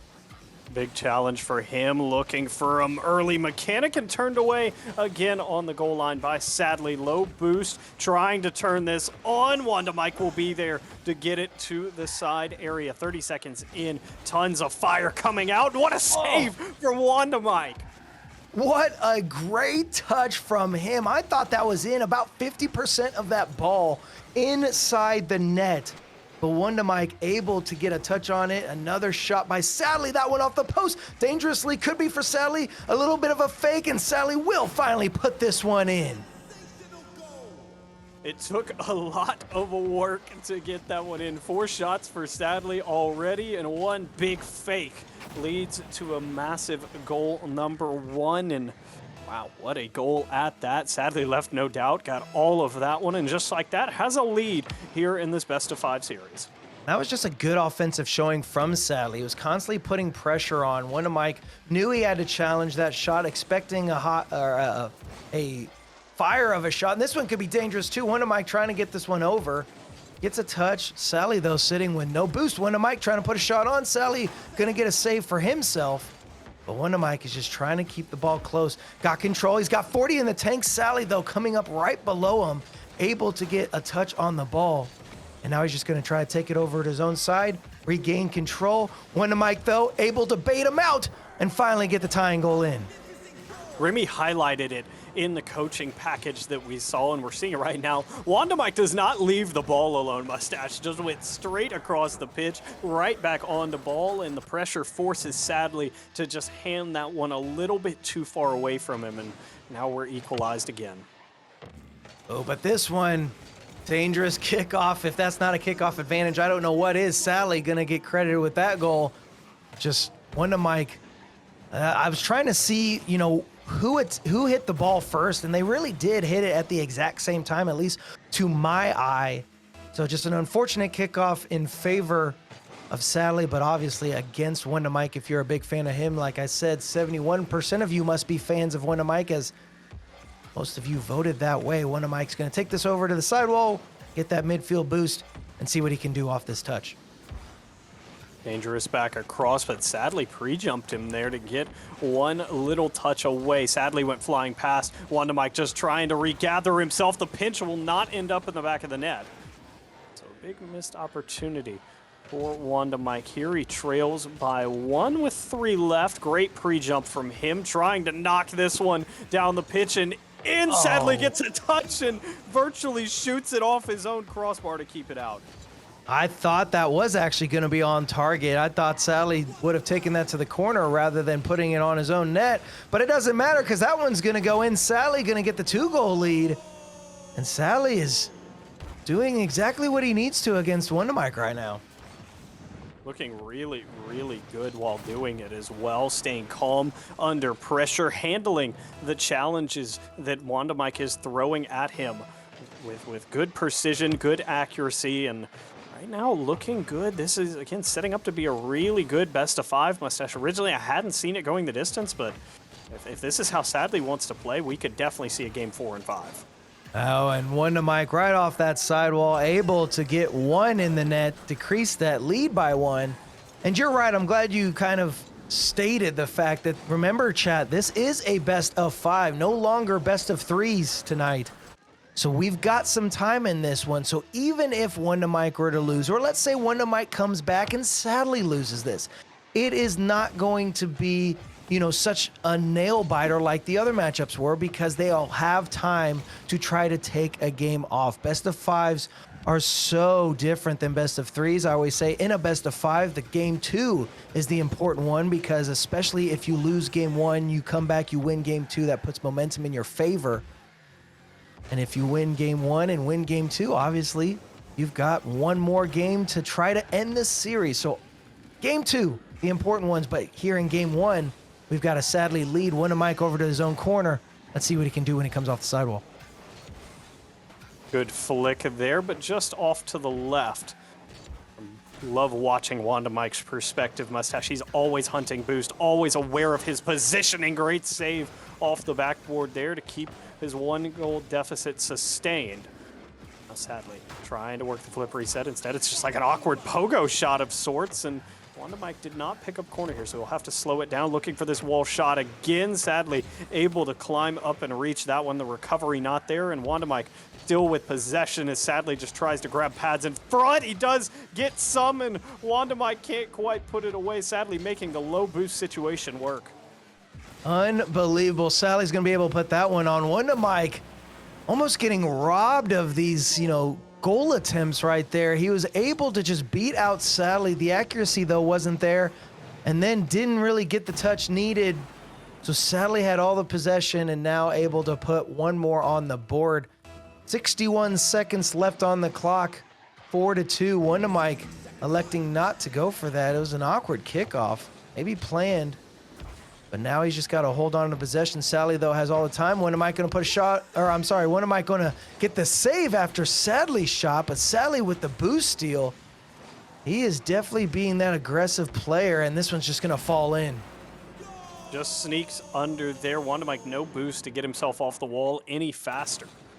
And so sadly, looking really, really good. That is an awkward shot, but you can't question the method when the results work. And so 5-2 with just 41 seconds left on the clock, and Mustache here, I mean, one more goal or, you know, a couple seconds wasted, and we could be already looking towards the game number 2. Oh my goodness. I saw that ball launch and I thought that was going to be in. It just bounces off the backboard. So again, the accuracy just not in favor of WondaMike right now. Sally having all the time, and really just he has to play a possession game. He doesn't even have to essentially get the ball out towards WondaMike's goal anymore. He's got a 3-goal lead, almost going to be a 4-goal lead now after this one. Goes for the turtle, decides to flip back. 9 seconds left. That is going to be the nail in the coffin, I'm going to say, as WondaMike's going to have to turn around and win game 2. Sally off with a great start here in the series. This is a great start, but I'm sure WondaMike is aware. He's just not getting any bounces, Mustache. Just off by a couple inches. And so hopefully in game number 2, he gets a little bit more of fair Rocket League God luck on his side. Beautiful fake, but he won't take the shot. And just like that, game number 1 in favor of Sadly. Indeed, and I saw Wonder Mike leave pretty quickly. I'm assuming he's going to go for a card change potentially, as he's just not feeling it there. You know, he wasn't able to pull out that win, and sadly looking very good, having 14 shots, 6 goals, 5 saves, compared to Wonder Mike's 7 saves and 9 shots, but only 2 goals. Again, the accuracy just wasn't quite there for Wonder Mike, and I really feel that's what was plaguing Wonder here. But sadly, he had the accuracy, he had the ball control, doing exactly what he needs to do to take that first game. But remember, it's a best of 5, so he's got to get 2 more. Yeah, it's a good game overall for both players there. Wanda Mike made some great saves to really hang on to this game and try to keep it close for as long as he could. But as we get ready to move down into game number 2, Mustache, what would you really like to see out of Wanda Mike? I'd like to see a little bit more methodical play. He's not quite getting the recoveries he needs, and so I feel like Sally is being that aggressive player that we kind of alluded to in the other series. So Sally's always going to be on the ball. Wonder Mike's either going to have to keep it close or really make sure his touches are going to be on target. And I know that's easier said than done, especially in a fast-paced, high SSL game that this is going to be. But he's going to I just realized he switched to the Mach-E as well. So we've got 2 Mach-Es out there. Let's see if these electric cars are going to propel them to the win, as he figured if he can't beat him, join him. Wonder Mike, though, must work, because he's going to come off with that great goal right here out of 11 seconds into the game. I love that. Can't beat him, join him. He's using a weird hitbox. Best way to match it, have the same exact hitbox. And so an early goal for Wanda Mike. Great challenge there. Sadly left just a little bit too much room between him and the ball. So an early goal, but Sally's going to get the little bit of a Goomba stomp. Doesn't hit the crossbar. From the angle I was watching that one, I was like, man, does that really hit? But no. Sally gets the equalizer. He stops Wanda Mike's wave dash, and that is perfect. And I've seen that even in some of my own games in the GC1 ranks, where people will purposely stop underneath you to make sure you can't get the wave dash. You have no momentum, no recovery, and it's able to give the opponent just a little bit more time to figure out what they need to do. Sadly worked that out perfect. Ooh, bold touch there from Wanda Mike, and he won't be able to keep it out. He was trying to go grab a corner there, so he wasn't completely starved, and now it's his turn. Just left a little bit too much room left. He does get a piece on the save, but just can't quite turn it away. I really thought he was going to have that attempt, the jump from the boost pad and the boost towards the ball was a great setup, and he did get the touch, but like you said, Wanda, does he drop it down? He does! Unbelievable double tap. Sally calling out the nice one, and we get that equalizer. Fantastic showing. Wow, what an angle and what a shot from Wanda Mike. That is huge. Wow, the angle on that is incredible, and just like that, it's 2-2. Wanda Mike now with a big kickoff. Did bump sadly, but he'll be able to scramble back and grab that. 0 boost, and Wanda Mike knows it, trying to get back down in front and let the boost starving begin. You know, when you see crazy angles like Wonder Mike just got like that. And it gets the flip reset, gets it around Sally. Sally trying to go for the squishy save, not able to do so. He tried, and it was actually close, but Wonder Mike coming out with that fantastic flip to get it around. But I was going to say, you know, whenever you see these players come out with the protractor, I can't come out with it that fast. I don't understand how these players can get these angles sometimes. And Wonder Mike, that was dangerous. Almost gave Sadly an open net for the goal. Wonder Mike trying to put a shot on. Sally gets the touch. Wanda going to have to hold on to it as he's got no boost. Gives the time to Sally. Sally's got the control. Wanda doesn't have the aerial, and we get all tied up yet again. This is a great look from Sadly here. Knows he has space. It's a good pop, and just able to air dribble it over the top. Got enough of it straight into the back of the net and equalized again at 3. 3:51 left in regulation, and we are all tied up. Wanda Mike's got control, but Sally might be able to put this on target. Wanda not going to be able to get up in time for that one. I was kind of wondering. He popped it up rather than trying to launch it to the corner, and I think that was maybe the attempt there.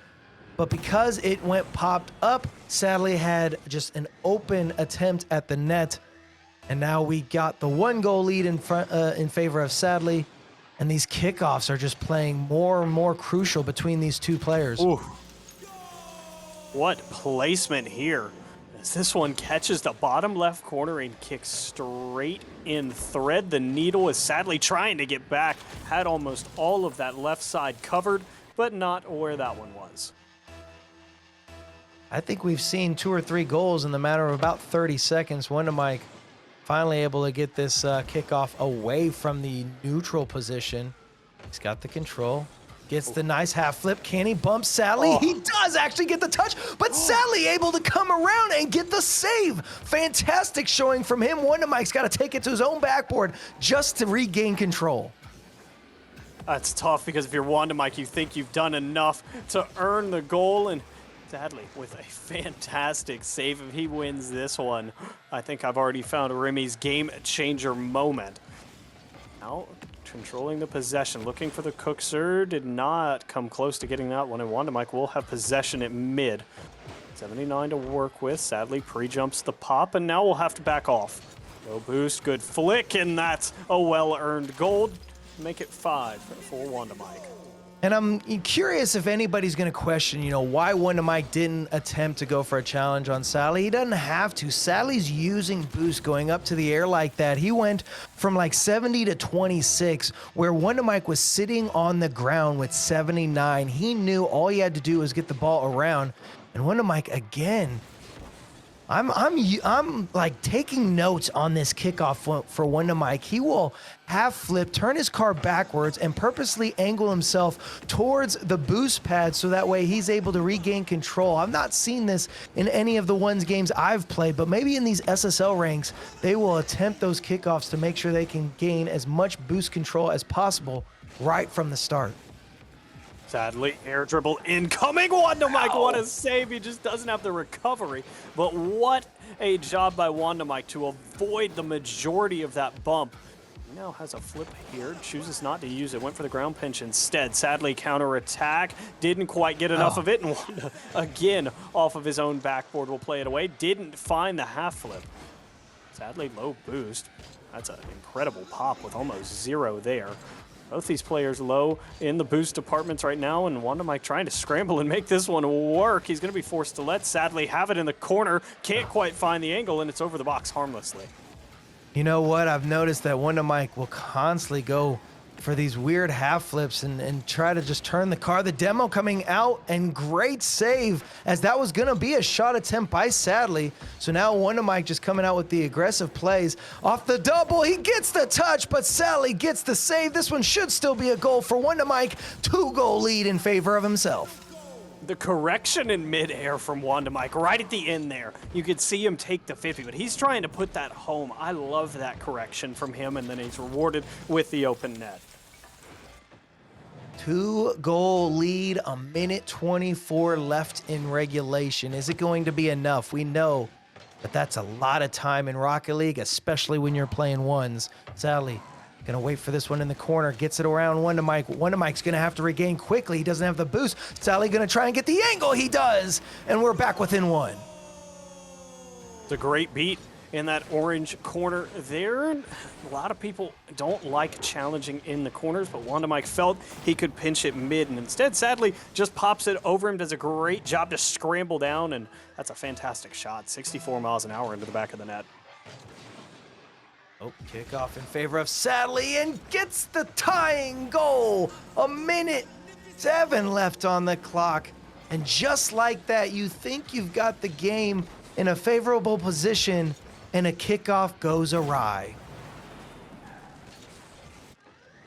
Here we go, a reset of sorts. Equalized at 6, 107 left, and still anyone's contest. This was a big game for WonderMike here, because if he drops this, he would have to reverse sweep Sadly in this best-of-5 scenario, and of course Sadly can move to match point. WonderMike's flick was too high, trying to keep Sadly away from this. Sadly just won't leave him alone.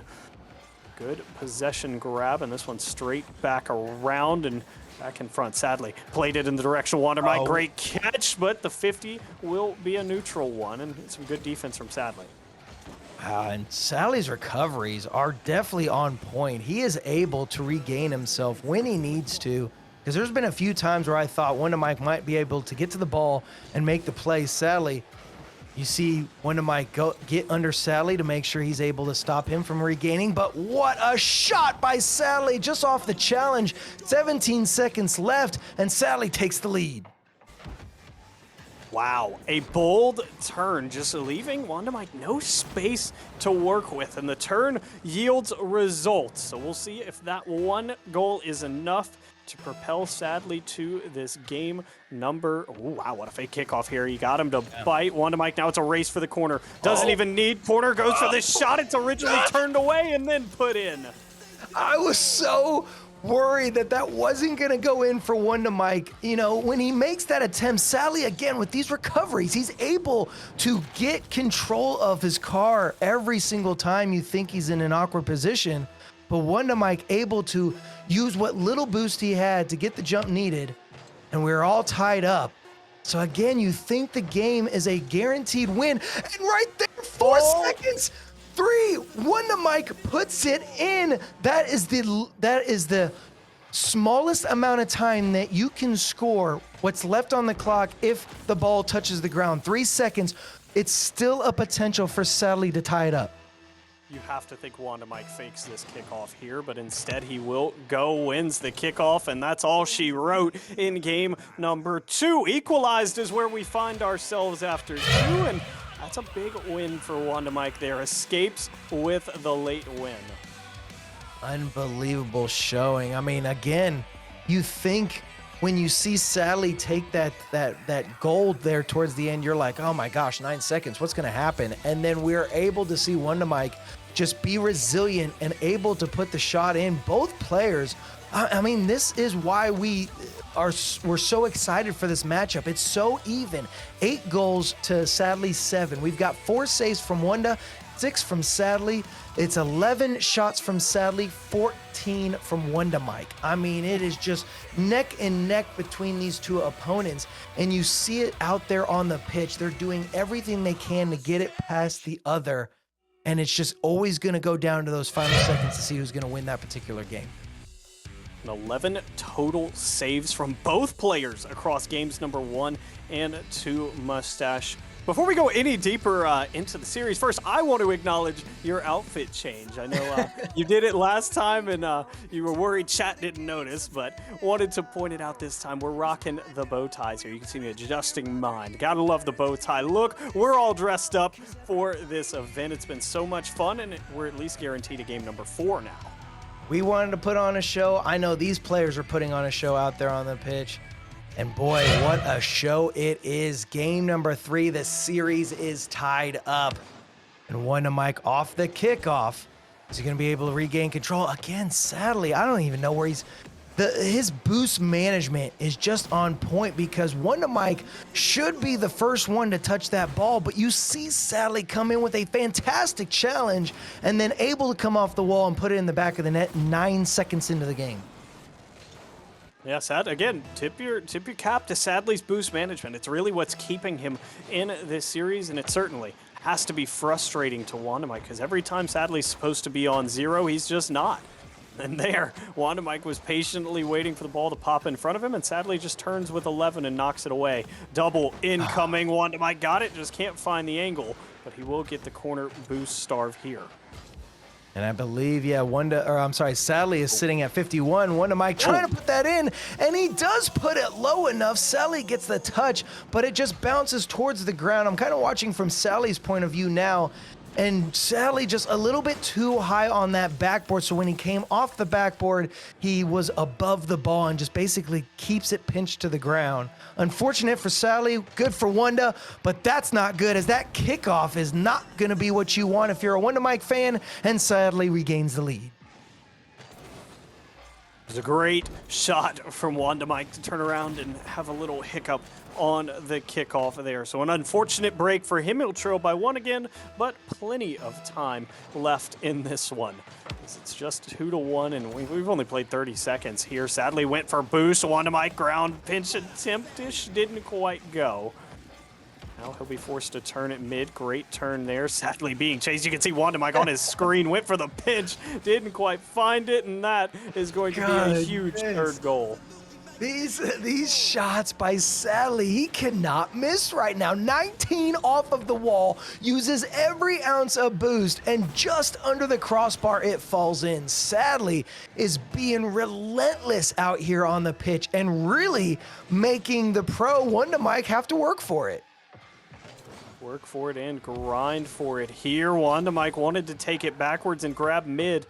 Sadly just there to cut it out. Half flip challenge is not a good one. Sadly he's awkward though and he won't be able to capitalize. Now Wanda Mike trying to put this one down and in. Found a demo. Depends on the spawn. And sadly with a rough spawn will not be there to save this. I almost thought this shot attempt from Wanda Mike, I'm watching from his point of view now, I thought he was a little bit too far away. I misjudged the length of the nose of this Mustang, and I really thought he wasn't going to be able to get a powerful enough touch to put it on that far post. He proved me wrong. He's able to put it in. He's back within 1, but sadly still holding on to that lead, and the speed of his just attack isn't going to help him there, as Wanda Mike's going to take that one away. I wanted to see what was going to happen.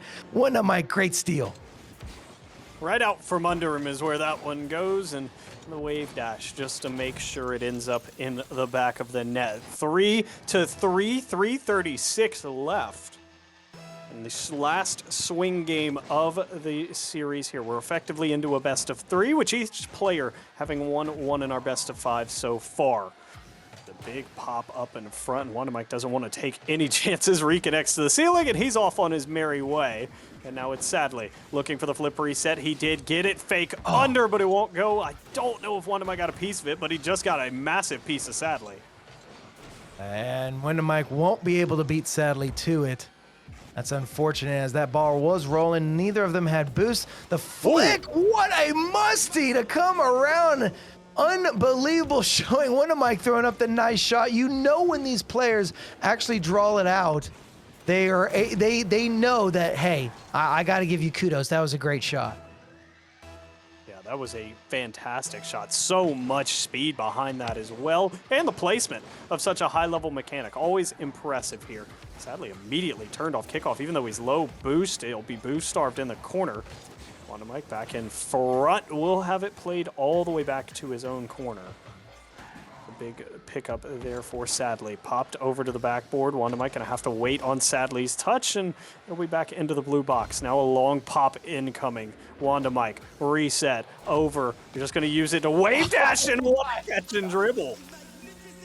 What a dirty cut. I didn't know we were watching Tokyo Drift over here. With the Mustang, just gets that crazy turn on that ball. Able to cut that in. 2:36 left on the clock. We are all tied up. These players are doing everything that they can out here on the pitch. Wanda Mike having to go for that corner boost. Sadly, gonna try to get this one around. Wanda Mike with a fantastic save. He's got the control, but Sadly's got the full tank. Sadly had the full tank, just got launched, and now Wanda Mike will pick up mid. Has to be careful here, as Sadly does have a touch to it. Good flick on, and back down to the orange end we go. Nearing the 2 minutes remaining mark. Knotted at 4, and series is everything we could have asked for so far. Sadly, good control, looking for the air dribble bump here. Wanda Mike up, can't make the save, and Sadly will take the lead again. And I do like the attack that Wanda Mike had. He knows he can't go for it, because either A, Sadly gets the little bump over Wanda if he's up too late, or if Sadly elects to leave the ball and go for the bump, Wanda can't exactly challenge it too soon. He tries to get the challenge right there at the crossbar to see if he can't get the pinch out. Wanda Mike dropping down on this one. He's not going to be able to get in front of the ball just to see if he can't put a shot on. Sally's going to be there. He doesn't go for it either. But yeah, Wanda off the backboard. Does he get the double? He does. It's still in front of the net. He's just got to turn. Not going to be able to put that one on. That is going to be unfortunate for sure if you're a Wanda Mike fan. And now he's just got to take it over to his own half. Never mind. He is able to cut as Sally doesn't have the boost. Bill, can he put this doozy on? Sally gets the great save off the backboard. It goes. Adley doing a great job of frustrating Wanda Mike. Big boost steal twice there. Got mid and corner. Wanda knows he can't put it too far away from him, and he'll make 12 work here. Is able to grab the possession now. Still just staying close to this one. Good flick. Hasn't burned the 12. So good with the boost management. So good with the boost management, but he won't have the boost to score that one. And so he'll continue to trail by 1. Wave dash doesn't come through. Sadly, the double to put it away, and it touches crossbar. It goes back out. Unbelievable. Sally almost having that double tap. Remember, 35 seconds left. Wanda Mike down by 1. Sally just trying to hold on to the possession, making sure that Wanda Mike doesn't have any type of shot attempt. Wanda off of the ceiling. Does get the touch. Kind of gets a little bit of a bump on Sally. Can he get the flick over? He puts it in. 17 seconds. We're all tied up.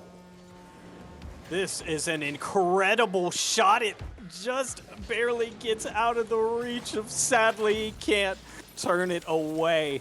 And just like that, another nail biter forming here. 17 left, and we're knotted at 5. Off the corner, Sally's got control. He's going to take this over to the sidewall, see if he can bait out Wanda Mike. Sally going to try to come around. Wanda, great save. Gets it over. Wanda's got control. He's got 5 seconds. 4. It is going to fall. He tried to drop it. Or I'm sorry, he tried to get the flick to stop the time. He doesn't want to give Sadly enough time to get some crazy kickoff. Unless the ball bounces off of a wall, off of kickoff, there's no way that Sadly can score, and this should be a win for Wanda Mike. Big kickoff. Here it goes off to the left, and just like that, Wanda Mike has stolen game 3 away, and he now leads the series 2-1. And what a thrilling fashion. And Wanda Mike has had to do it almost in the final 20 seconds of every game. I mean, it's just, that's how close this series is. 2 saves for Wanda, 3 for Sadly, 9 shots for Sadly, 10 shots for Wanda Mike. It's going to be this way throughout the night. I could see this with a Sadly winning game 4 and we go to game 5. I honestly, if I had to come into this knowing what I know now, I don't know if I would have been convinced that it would have been a Wanda Mike win and my prediction would have gone that way. I mean, this is so neck and neck between these two that it is so hard to guess who is even just going to win that particular game that we're in.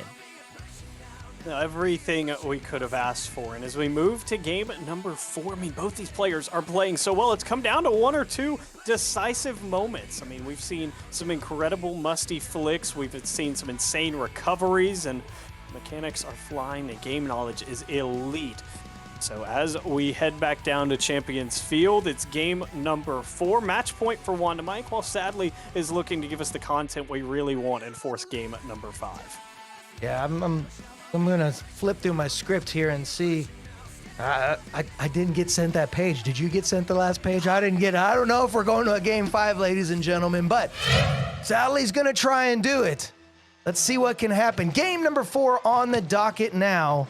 And again, another stalled kickoff. And I do feel the whole series can start and stop at the kickoffs. I mean, that's just how crucial each little volley between the players has been, is who comes out with that better kickoff. Long shot will not go. Wanda Mike able to turn it away. He's going to need another good recovery. That one's off the post. Mike still in some danger, and Sadly will put away goal number 1 there. It took him a couple tries, but again, can't question the method when the results are good. Yeah, when you have that many attempts, Wanda Mike can only do so much. I mean, any defender, I don't care who you are, I don't care how long you've played this game, there's only so much you can do when there are shots relentlessly getting put off of your backboard. You have to attempt, or you have to think that every shot is going to be right on target, and so you try to make the save, and after a while, the defense just breaks down, and a goal falls through. So it is what it is. Sadly, going to get that one through as Wonder Mike sadly wasn't able to read what Sadly was doing. Yeah, thought he was going for the shot in the back right corner, and instead it ends up front left, and Wanda simply just not able to recover there. So a big 2-goal lead for Sadly in a must-win game for him. Wanda gonna need to head back to the drawing board and maybe come up with a different game plan, because right now it is not working out too well. He's given Sadly a lot of space. That space has been working out for Sadly ever since the start of game number 4. And like we were talking about at the end of game 3, I'm not convinced that this doesn't end up a Sadly win. I mean, that's just how close this matchup has been, but that's going to help Wonder Mike as Sadly didn't get the touch. Yeah, no touch comes through. It's an awkward ball there. And so a real gift of sorts to Wanda Mike, who had been struggling to find any kind of offense here in game number 4. And so just like that, the lead sliced in half. Wanda Mike, good delay kickoff from Sadly, and just as the lead was cut down, it's re-extended. I'm telling you, these kickoffs are so important. And I just feel like whenever you think, oh, you've got the lead, some kickoff goes awry for the opposite player and the lead gets diminished and we get tied up. So Sadly currently leading rather with a 2-goal lead, 3:40 left in regulation. Can he add another one? He tries to, but Wonder Mike with a fantastic save comes off that sidewall, has the momentum, tries to drop it down. Sadly gets the touch, and Wonder Mike's not going to be able to beat Sadly, but he tries to just knock him off his path. The boost momentum that Sadly had is just going to propel him to be where he needs. That one, though, is going to be on target. Ooh. Lead back down to 1. That is a laser into the back of the net. Good bump onto Sadly, puts him awkward, and Wanda Mike 54 into the bottom right, and that's after it slowed down a little bit. He got all of that one left, no doubt, and the lead back to 1 rather than the 2 where it's been for what feels like the majority of game number 4. Another kickoff, but this one could be favorable for Wonder Mike. Sadly, though, he's got the recovery. He does. Wonder Mike's going to have to try yet again to see if he can get this one around. He goes for the flip reset. He does get it, but not going to be the one that he wants. Sadly tries to put the shot on, and when I say try, he succeeds, and we've got the 2-goal lead yet again. Just like that, back to 2 goals again. So I think that's where we're going to sit for most of this game number 4 until the very end. That seems to be the theme of Wanda Mike. Just kind of wait till the end of the game and then really turn it on. This is a huge kickoff pinch that'll end up all the way back out of the midfield area. Wanda Mike, bold move, but will possess. He's going to starve the corner of Sadly as well, but up with 16 is Sadly. Good contest and starved one more time. Wanda Mike grabbed that corner. Sadly with one pad, it'll make it work, and we're back down to the blue corner. Away from the blue corner, it is launched. Wonder Mike has to go for one more attempt and able to beat Sadly's dodge into him. Sadly was trying to bump Wonder Mike off his path, and close call, but Wonder Mike puts it in, and the lead is back to 1. It's a great shot from Wanda Mike there. Sadly tried to pre-jump where he thought the shot was going to be going, and then just never ended up there. Delay kickoff will work, but neither player went straight for ball. Both want some boost in the tank. Sadly with 67 to work with. Incoming air dribble, and Wanda Mike was ready for it this time. Good save. He'll also earn his corner there, and Sadly will be forced to give him some space. Wonder Mike, though, these light shots from him just aren't quite working out. Sadly's got all the boost. He's able to turn. He's got the air dribble. Is he going to be able to cut on it? No.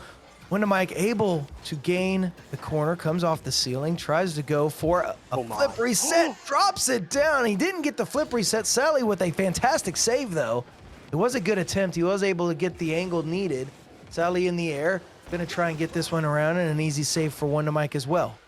So both of them making the attempt on the transition now is Wanda with a nice 45, and Sadly going to help that one in. We're all tied up. Tough spot for Sadly to be in there. It's the only place he can get a touch and his only chance to keep it out, and just ends up putting a howitzer into his own corner there. But level one more time, 135 left, tied at 4, and again, for the 4th time, headed to yet another nail biter late. You know what? I believe I saw someone in chat earlier say that ones is a team sport, or who didn't say that ones isn't a team sport, because obviously Wonder Mike passed that one out to Sadly. Sadly puts it in, and we get to the current position that we're in right now. That one not going to roll in. Sadly can't get the touch. He goes for the Doomsday. Almost made it, actually. Wonder Mike had to try to get the save on it, and Sadly going to get the save here. So we are still tied up, 64 seconds left. He's got the boost. Wonder Mike goes for the flip reset. I believe he may have gotten it, but wasn't able to hold on to the control or the possession. Sadly, just being that nuisance player like we typically see in one, Sadly will go for literally any and all attempts at the ball. Wonder Mike gets the flip, goes for it, tries to get the bump, can't do so, so he's going to have to recover quickly as Sally's going to launch this one down the pitch. Good attempt at the bump, and the recovery not as fast as it needed to be there, and sadly will take advantage. But he's been in this situation with a 1-goal lead and under 60 on the clock.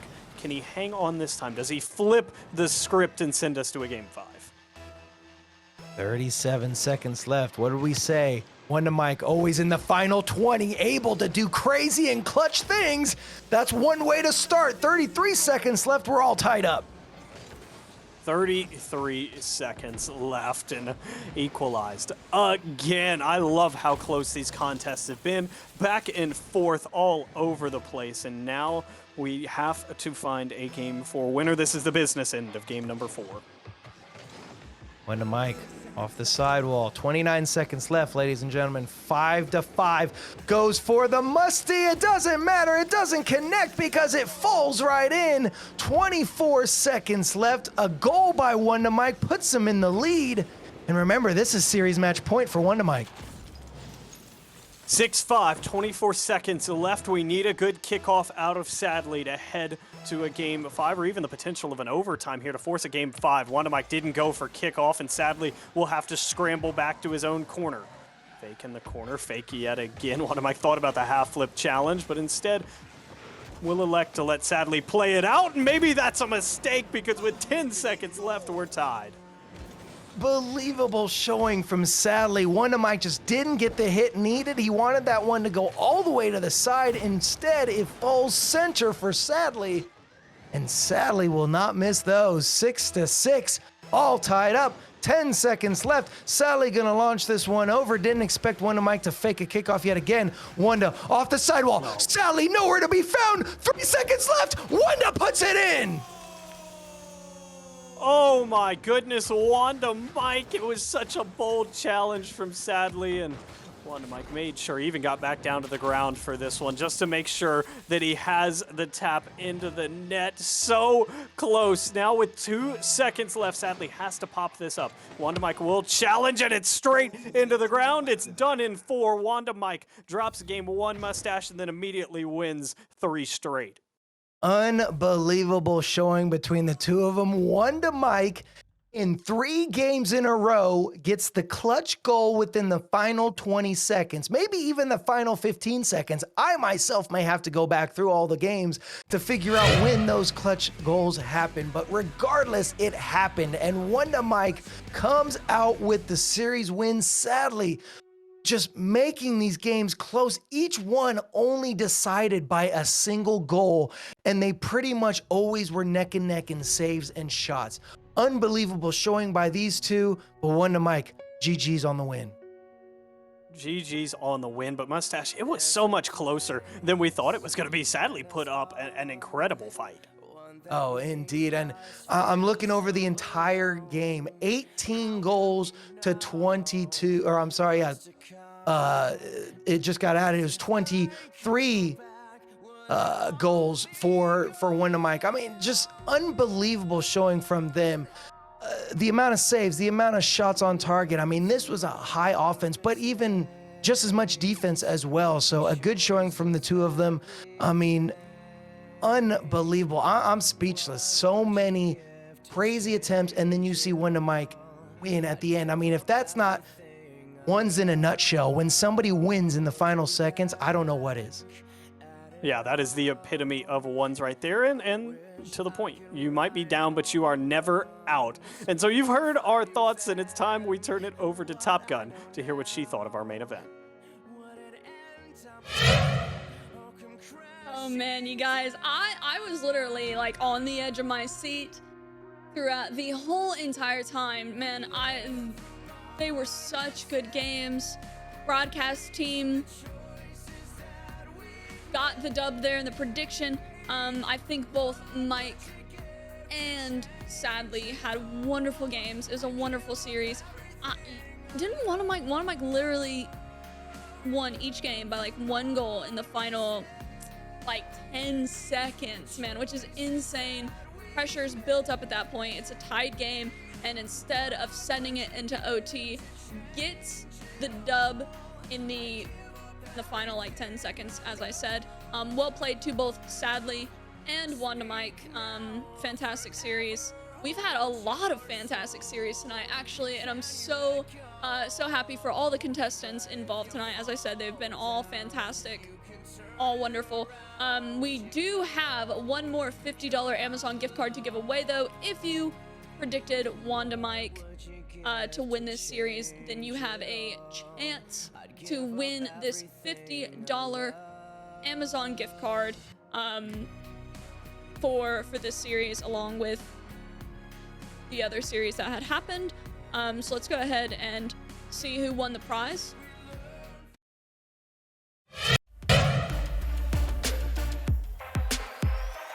Here is Dynamic D's prize winner.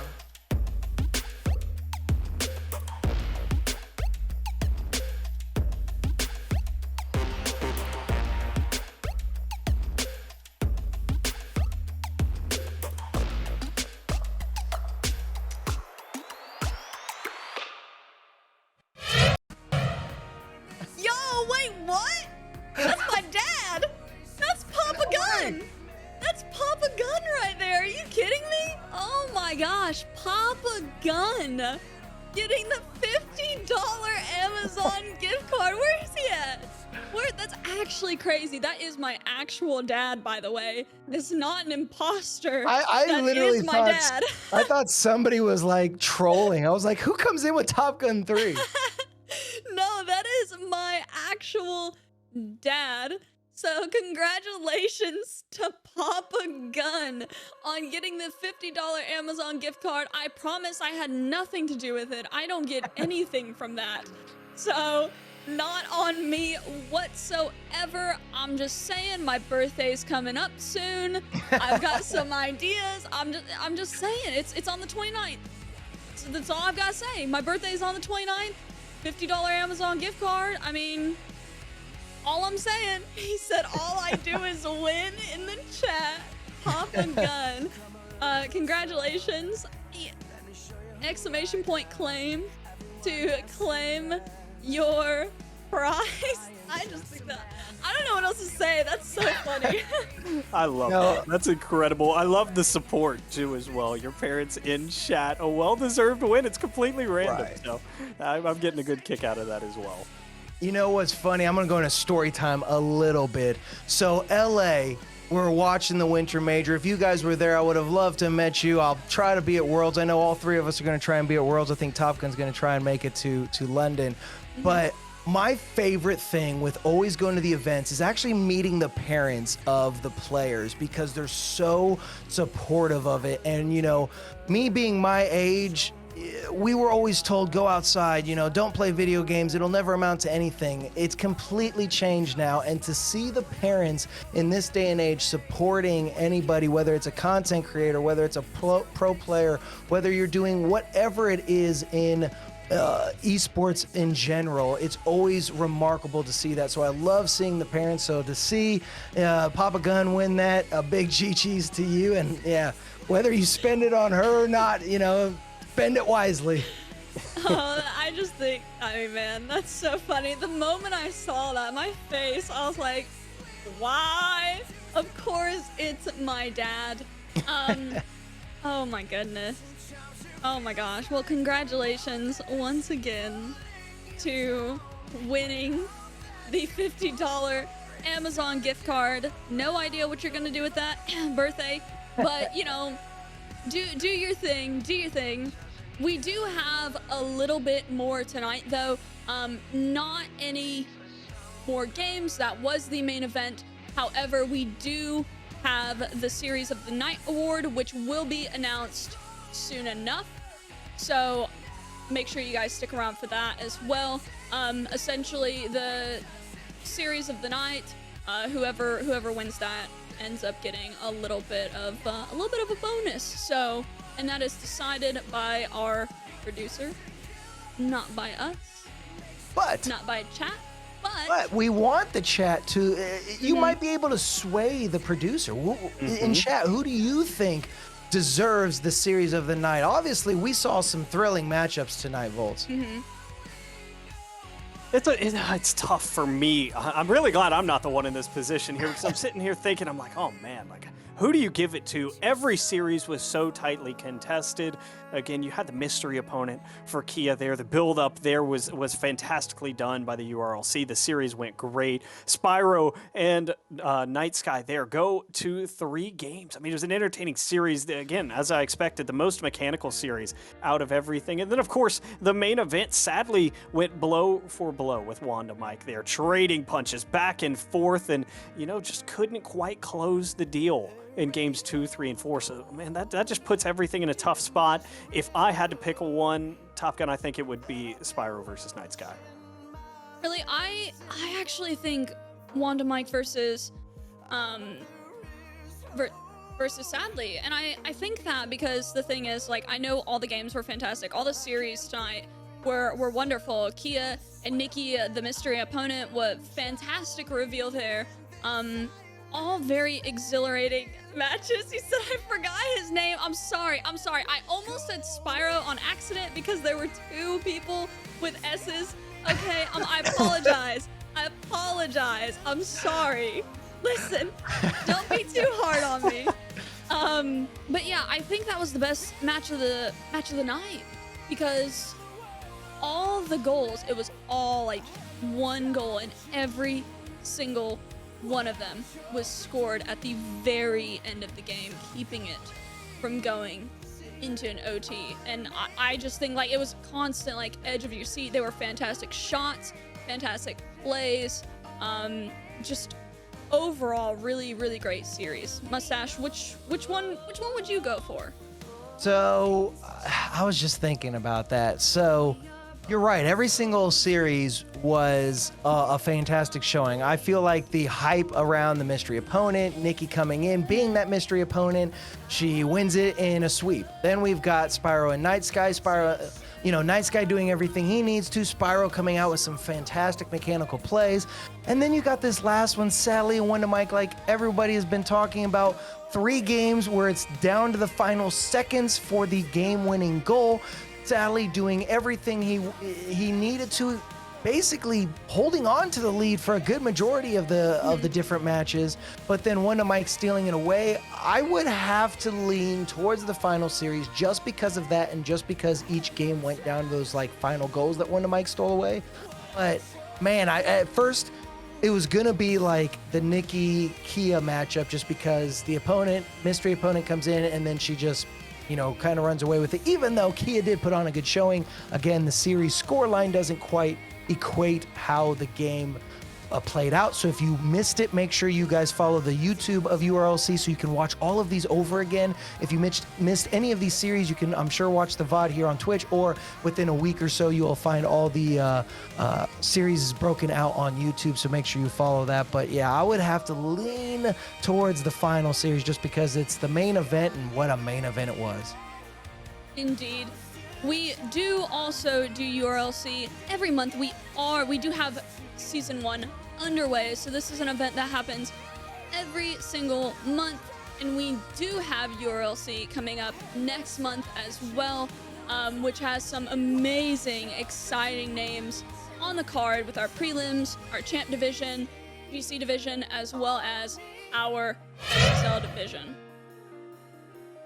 Yeah, what are we thinking? Look at that main event, another exciting main event. Tristan, I've played with Tristan before in Twitch Rivals, and he's such a good player, so good. I've met Tenacity, great guy, great player. Of course, we saw Prism play in the prelims, right?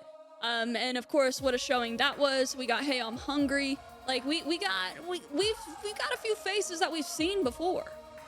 Oh, indeed. I mean, Tristan Sharif, Prism, Tenacity, Heyo, and Bio, and then prelims. Vince, he won the TikTok community vote, and so it's going to be. I mean, these events are getting better and better, and these matchups are getting just more exciting every time we get to do these. So Prism, he doesn't quite get the win against Trion in the prelims. He's going to be able to come in and now try to get it on the Grand Champ card. I mean, he's chasing that first win. Tenacity's been around.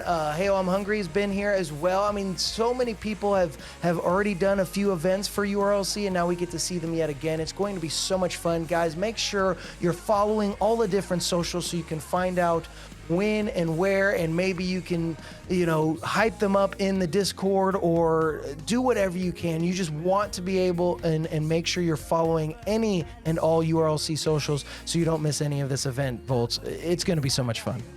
I am so excited. You guys covered it perfectly. 3 more great matchups. Actually, make it 4, the prelims as well. I'm so excited to see Vince make his debut here against a pretty popular name in Derek. So I can't wait for this event. Can't wait for all the viewers to experience the URLC again. And, Top Gun, I think we've got one more break until, sadly we have to go. Yeah, we do. We do have one more break that will be coming up very shortly.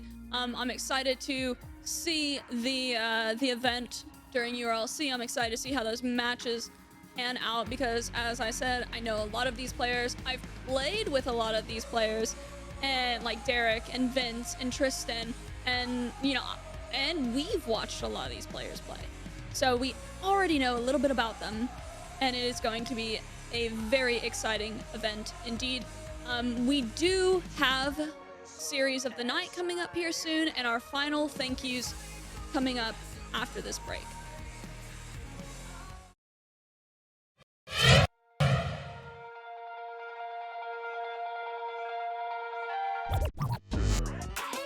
Drewski.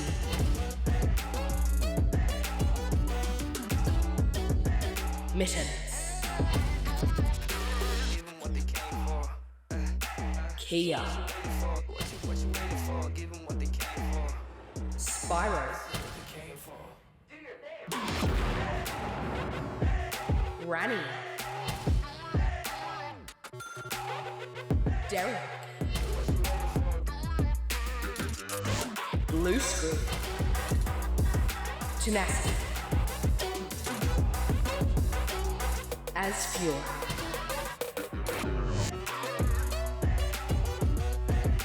Wonder Mike.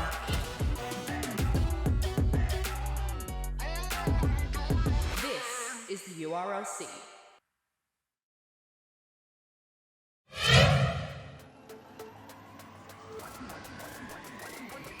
And now, Dynamic D's Game Changer with Remmy RL.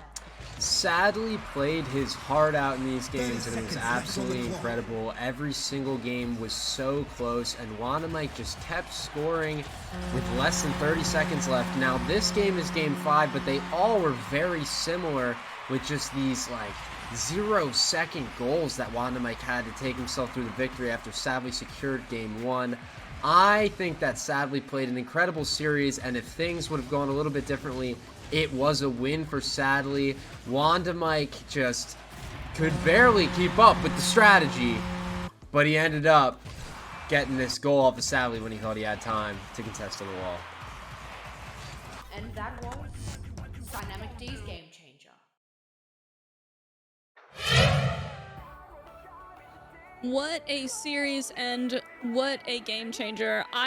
Honestly, I personally think just the moment he really, Wanda Mike, the moment he really went through and was scoring those last second goals, I know that can be a momentum killer for the opposing team, and, can help the winner, Wanda Mike, gain momentum. So I think it was, once again, a fantastic series. What do you guys think of the game changer with Remmy? I mean, Remy was right. Any moment could have switched this whole series around. And Wonder Mike, like you said, getting all of those last second wins is a morale killer for Sadly. I mean, Rocket League is such a mental game, but then when you bring ones into it and you have no one else to blame for the slightest mistake but yourself, and then you see your opponent constantly, you're doing everything you can, you're winning, you're leading the game, and then Wonder Mike comes in and steals it at 7 seconds or 3 seconds or 15 seconds. It's like, you can't do anything else. It's so demoralizing. But sadly, he showed up for the next game. He played his heart out, kept doing it, and sadly, Wonder Mike kept doing what he was doing. So it is what it is. GG's to the both of them. It was a thrilling matchup. Volts, it was a pleasure. Repeat heartbreakers is the theme there. Not one, not two, but three there. So again, y'all covered it. It was a fantastic series, and it swings either way, but 3 times in a row it swings in favor of Wanda Mike. So that's how it rolls. That's how the cookie crumbles, and that's how our series went down. Of course, but as we've stated so many times, so well played by Sadly. Honestly, fantastic showing, as we've said. We do have a couple more mentions, a couple more things to go over for the night quickly before we head out. One of them is our partner, Caracorder. We do have some content coming up with that of some of our contestants actually using a Caracorder, which is it's supposed to sort of be like a keyboard, and it's supposed to type faster than any keyboard ever could. And so we're really interested in seeing Mittens, Dannykins, Stone, all test out this product and see if it can be usable in Rocket League even. Oh, if you guys haven't seen it, go check out, I believe it's like caracorder.com. Just Google Caracorder. It is a weird looking space device. It's almost like a stenographer's keyboard on steroids. It only has 5 buttons for your fingers, but if you push like index and thumb, you type out like half a sentence. That's how fast you can type on this thing. But it doesn't stop there. You can code it. You can say, okay, I'm going to play Rocket League with just this Caracorder keyboard, not using mouse. You can use one of the thumb buttons as a joystick. So it's an interesting thing to say the least. I also want to say our series winner was going to be the main event that we were talking about. So we do have to say a big GG's again to Sadly and Wonder Mike. There will be a little bit of bonus for that because they were the series of the night winner. But yeah, that Caracorder device is a fantastic little device. Volts, I don't know if you've seen it. I don't even know if I could play with it. We've got 3 people testing it out. I'm interested to see what they do with this thing. I think of it as a custom controller, but for keyboard and mouse players. That's the way I'm going to look at it. I can't wait to see the Rocket League content that we're able to produce with it. So excited to see some of these KBM players switch to it, give it a go, see how it works. So, and Mustache, I know you just hit on it again, and we've covered it so many times, but the series of the night, I mean, you couldn't have gone wrong with the pick. So the main event coming down to the wire, fantastic series there, a well-earned bonus for them.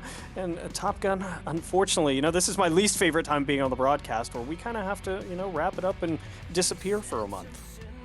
Before we go, one last quick mention. Again, a thank you to No Resolve for allowing us to use their music here today on the URLC broadcast. Fantastic band. You got to see them during all of our breaks. All of their music, or all the music rather, used during this event is theirs. So make sure you check them out. They are on tour, but make sure you check them out on all of their socials as well. We do use a different band during every single broadcast, and No Resolve was the one for this one. So make sure you go check them out before we say our final goodbyes. I will go ahead and send it over to Mustache to say his final goodbyes with Volts before we end here tonight. Well, I tell you what, as always, it is a pleasure to be a part of this each and every month. I'm so excited that the season is going on. Again, the events just get better and better. We see more and more tight-knit matchups, and then we get the suspense of the mystery opponent, and we get the suspense of the coaching sessions that Remmy does with different players to see if we can just propel them above. Now, Remmy hasn't quite gotten the win he needs, but just like Night Sky, he's chasing his first win. Prism's going to be chasing his first win next week next month on URLC 3. Guys, make sure you're following those socials. Make sure you hit up anything and everything that is URLC so that you can be a part of this each and every month. It's so much fun. If you guys want to follow me, I am TheMustache TV on all different socials. Look me up. I'd love to chit chat, do whatever. If you go to any of the live events, hit me up. I got pictures with Sadly. I got pictures with Top Gun. I would love to meet anybody and everybody, but it's always a blast. I can't wait for the next one, and it's so much fun, Volts. It is a fantastic time being here at the URLC. I look forward to this every month, not only getting to work with these two lovely faces, but the production crew behind the scene does such an excellent job making sure these events are produced at a top tier quality. Outside of the URLC, if you want to follow me, I'm most active on Twitter. You can follow me at Volts on Twitch, and you'll see me around the Rocket League scene, RLCS team broadcast, over at the MPL running that Bubbles Scene League, and just all over the place in general. So that is where you can keep up with me, and you can always find me whenever you need me. And Top Gun, last but not least. Of course. I would like to give a final thank you to everyone in chat. You guys have been fantastic as always. Congratulations to all of our winners tonight, all the winners. Papa Gun, Dap. There's been quite a few homies that have taken dubs today with a $50 Amazon gift card. I would like to give a final thanks to No Resolve, to Caracorder, to our production team, to the broadcast team, Mustache and Volts. They did tell you where to find them on all socials. You can find me on all socials between Twitter and TikTok and Instagram, Twitch. I am a streamer.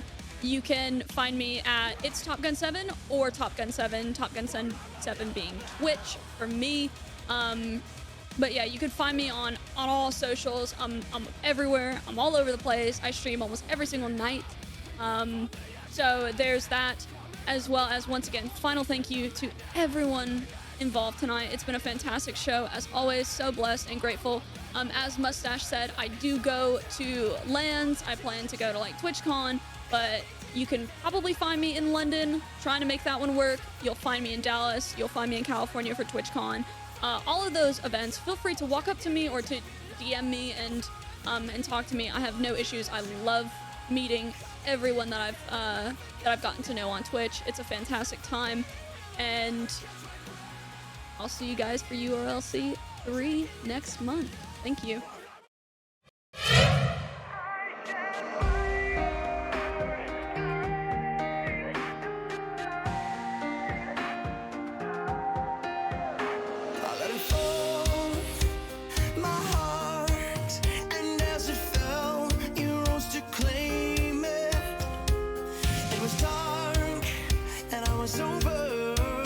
Until you kissed my lips and you saved me.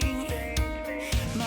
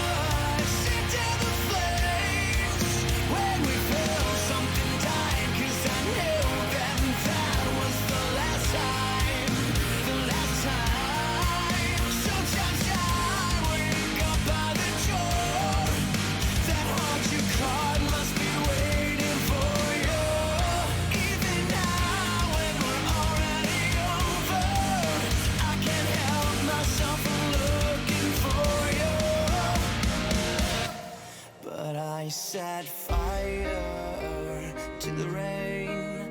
Watched it pour as I touched your face. Well, it burned while I cried, 'cause I heard it screaming out your name, your name.